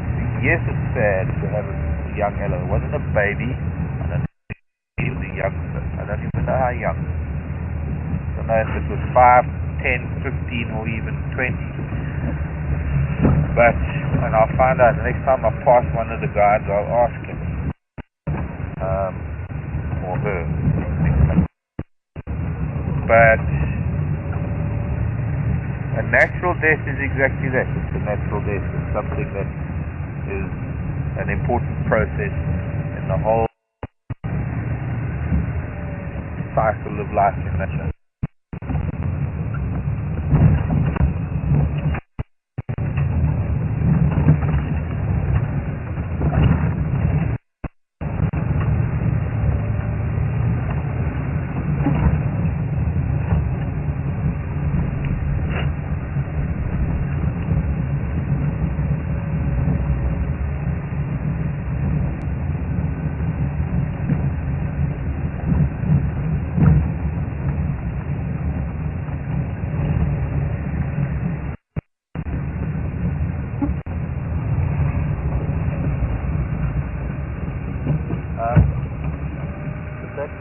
they taken off or did they fall off? Taken off. Imagine they fell off.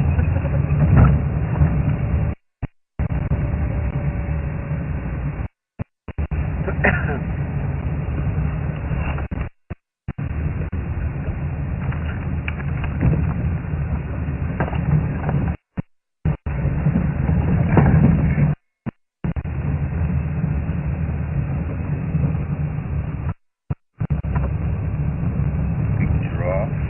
Yeah. More giraffe. Male giraffe bulls and buff. Tigger doesn't like soft sand. As soon as we get to soft sand, she stalls.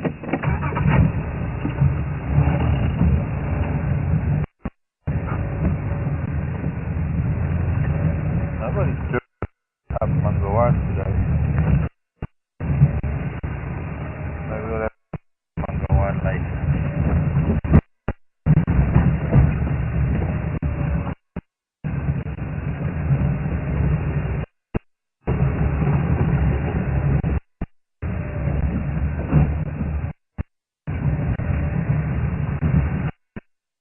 Basically what we're doing now is just follow heading upstream on the northern bank.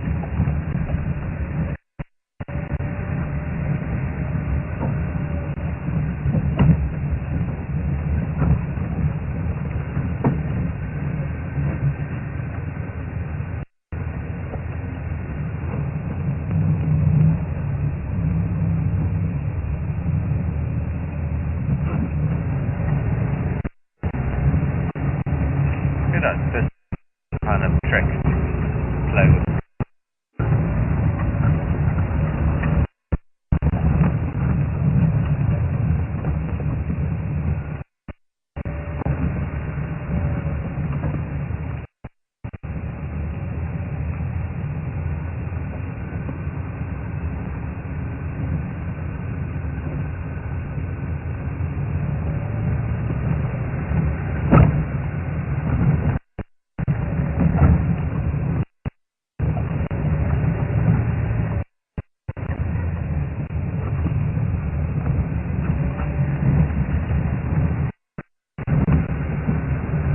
Oh, Becky now.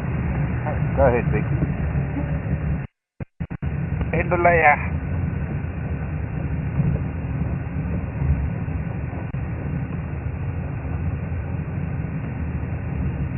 Marco Costa wants to know that what broke up there.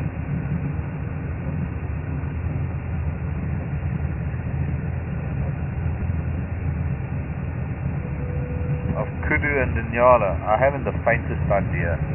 I don't know. Lifespans is not my favorite subject.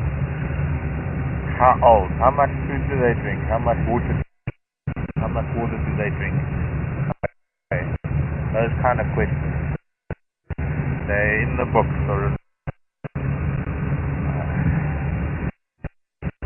you know, when I was at school I knew that. Even then it was who knows whether they were we live our lives reading books and they books say, oh, lion lived till males till about 8 or 9 and females maybe till 12. Well, nobody had ever followed lion for that, so we believed it. Now 2012, many years later, after game drives has been around for decades, they've actually followed individual lions and leopards and they found live sometimes twice as long as the books say. I have never lived with a single Nyala for its entire life, and I've never lived with a Kudu for its entire life. Firstly, because I've only been around a lot. I've lived places, so when I get to a place and there's I don't know how old it is, and see it end its life, to be honest, I can look in the book and I'll tell you how long the book says, and I can tell you now that what happens in reality is completely different to what the book says. So I just answered that kind of question with, I don't know, I've never followed a Nyala all its life and I've never followed a Kudu all its life. So It's all very well to give you a figure out of the book or off of the computer, but I can't tell you whether that's accurate or not. And since I can't tell you whether it's accurate, I'm not even going to say. I hope you understand that. I'm very bad at giving out correct. I don't want to say, oh, well, Inyala lives for 12 years. Somebody comes back to me and says, oh, but this, and this one says 8, and this one says, it depends, I don't know, depends on things. Maybe it depends on vegetation that they eat. I'm really just not much into the how old stories and the how heavy and deep, those kind of things. I'm afraid. Greater kudu.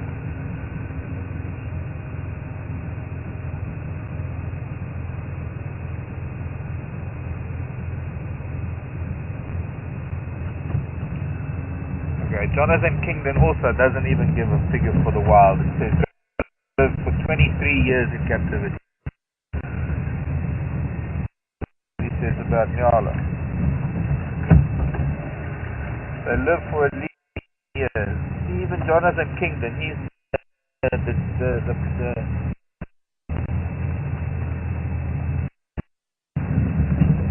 foremost is on mammals in Africa.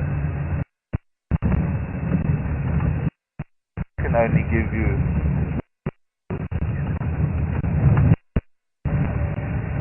any East African figures. Maybe they don't have the kind of lifespan. I'm afraid, Marco.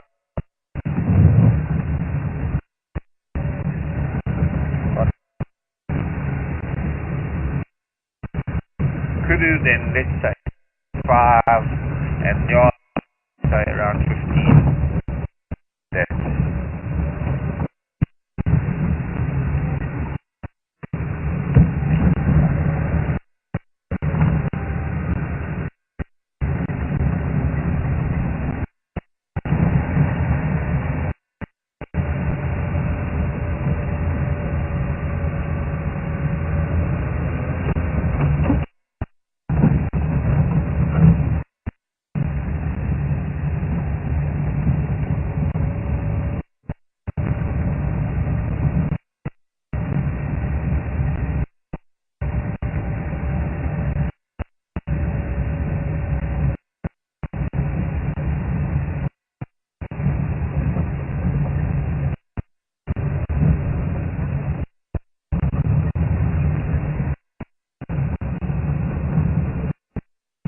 While I'm at it, speaking of foremost on mammals, let's see what Jonathan has to say about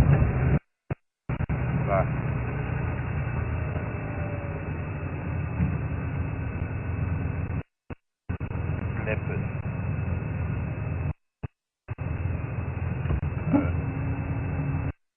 His book says they're known to live for 20 years. Lions, go up Data Road.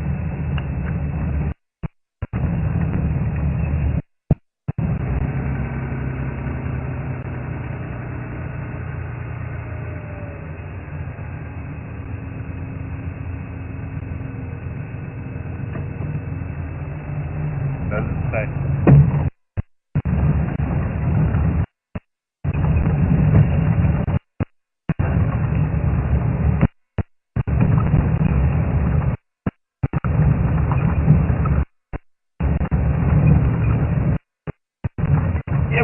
Question. What is the question?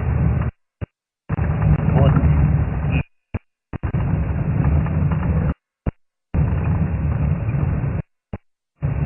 Lev? Hello. Lev. In Brooklyn. Hi. Lev. India.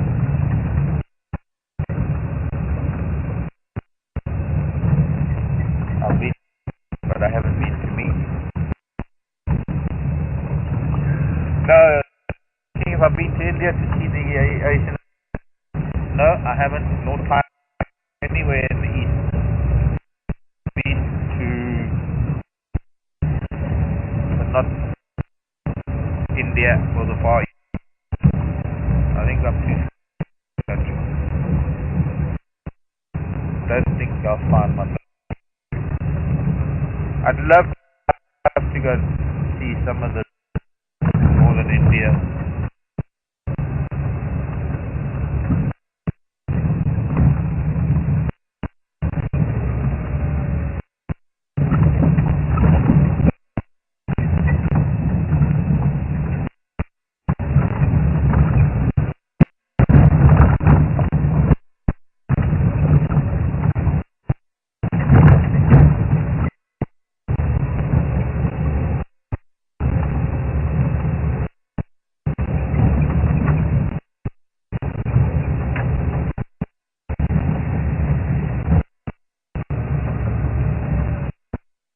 I think my first opportunity to travel, see my sister in Israel, and it'd have to be not for night. It'd have to go to my sister's.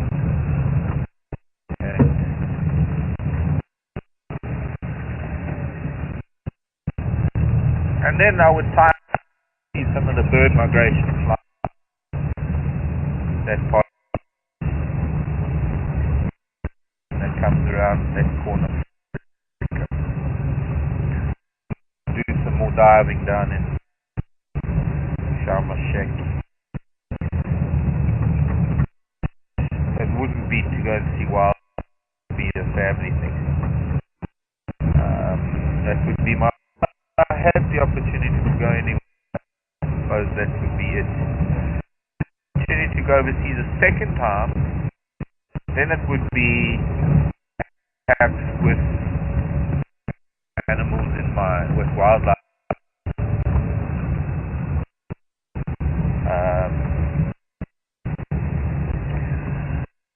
I would have to think of, probably it would be like for Australia, because if there's only one chance to see, it would be animals are so completely different. Australia would be a good contender for that.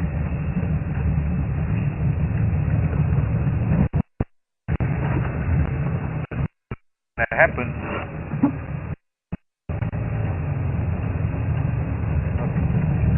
Really, Madagascar would be on the list. South America would be on the list.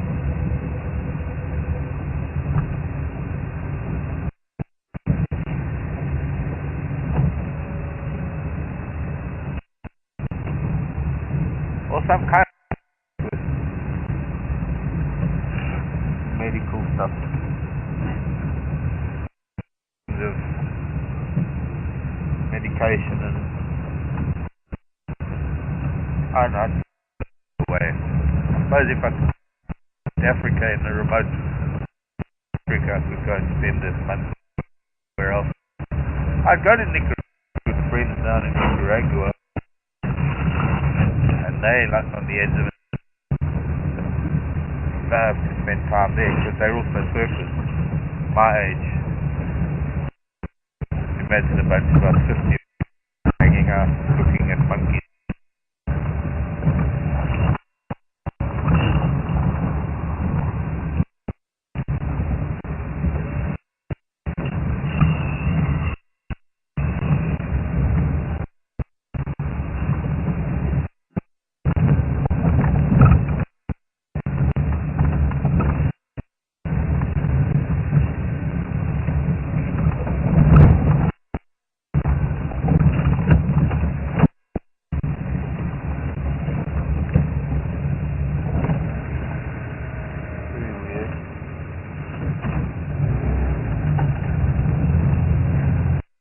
Little knob thought here. Looking up into the sky where the camera is going to be a nightmare. But it's been ring barked. And despite it being ring barked, it's actually got flowers coming out at the top.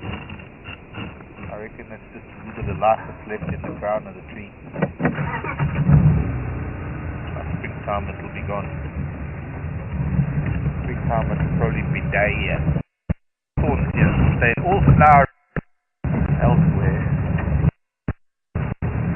Soon we're going to have, no need to buy. We're going to have other things coming in. Spike thorn in bloom. Before just around.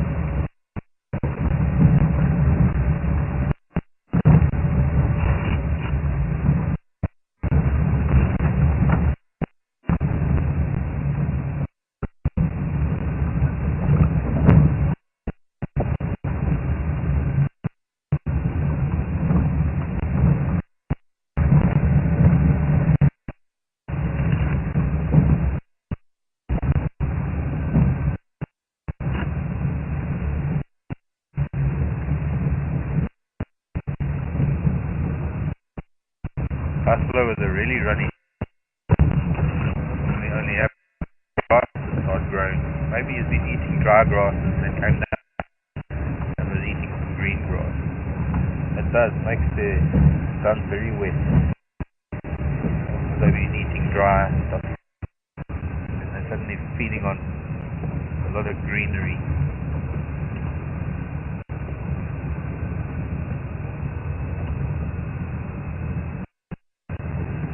Somebody's already this morning for whatever reason.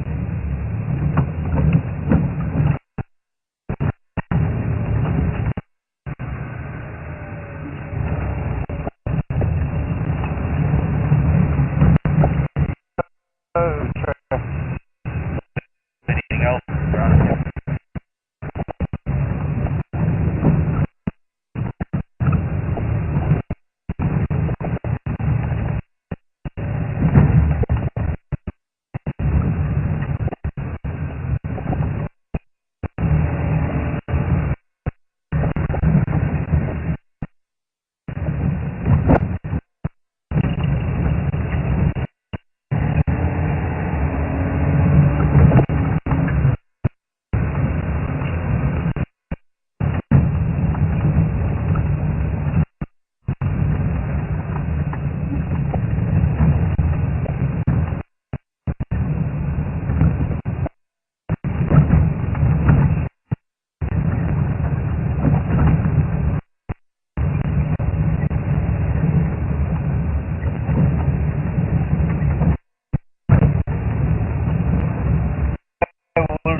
Sorry to disturb you. I was lying down an hour ago. Sorry, old man.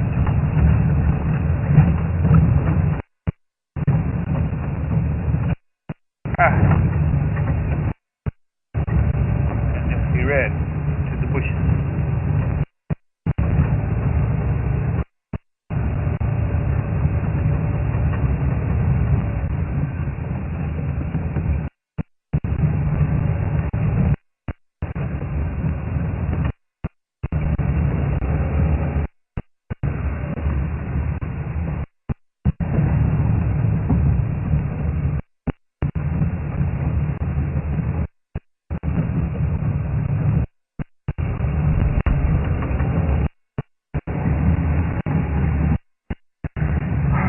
Whether or not we see animals on the weather,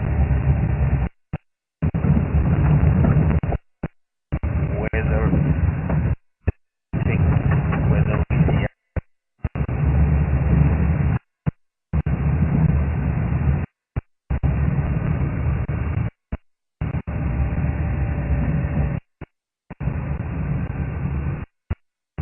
the weather depends on whether we see us.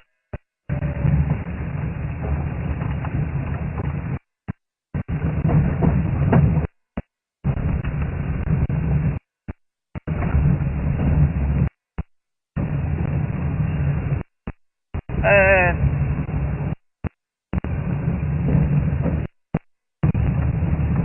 so, thanks everybody, splendid audience, for patience.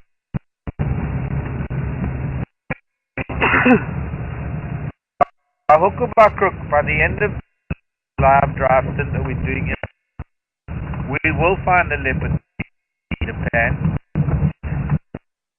I think bridges. You're going to win a couple of bucks.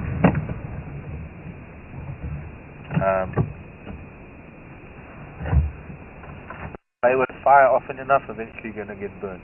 You know, it's one of those things. Do something often enough, eventually it'll pay off.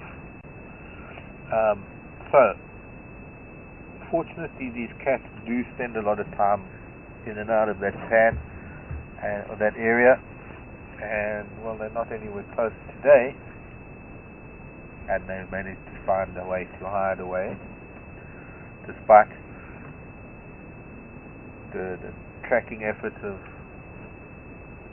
few of us. Well, myself and Hannes and his tracker and Lucan and his tracker, to no avail. This afternoon we can pick things up. Maybe the elephant will move a bit more this way again. I can only hope they do. Don't know what the weather's going to do. Like yesterday, it kind of started raining a bit later in the day, just before drive. There is some low cloud coming in from the south. So we'll play it by ear. Look forward to seeing you at 3 o'clock this afternoon, 3 o'clock Central African time, and I hope you'll join us again. In the meantime, enjoy your weekend, enjoy your Saturday, or sleep well for Friday night, and see you early morning, Saturday morning, your morning, if you're in the Western Hemisphere, or Saturday afternoon our time, if you're not watching rugby. Bye everyone, catch you later.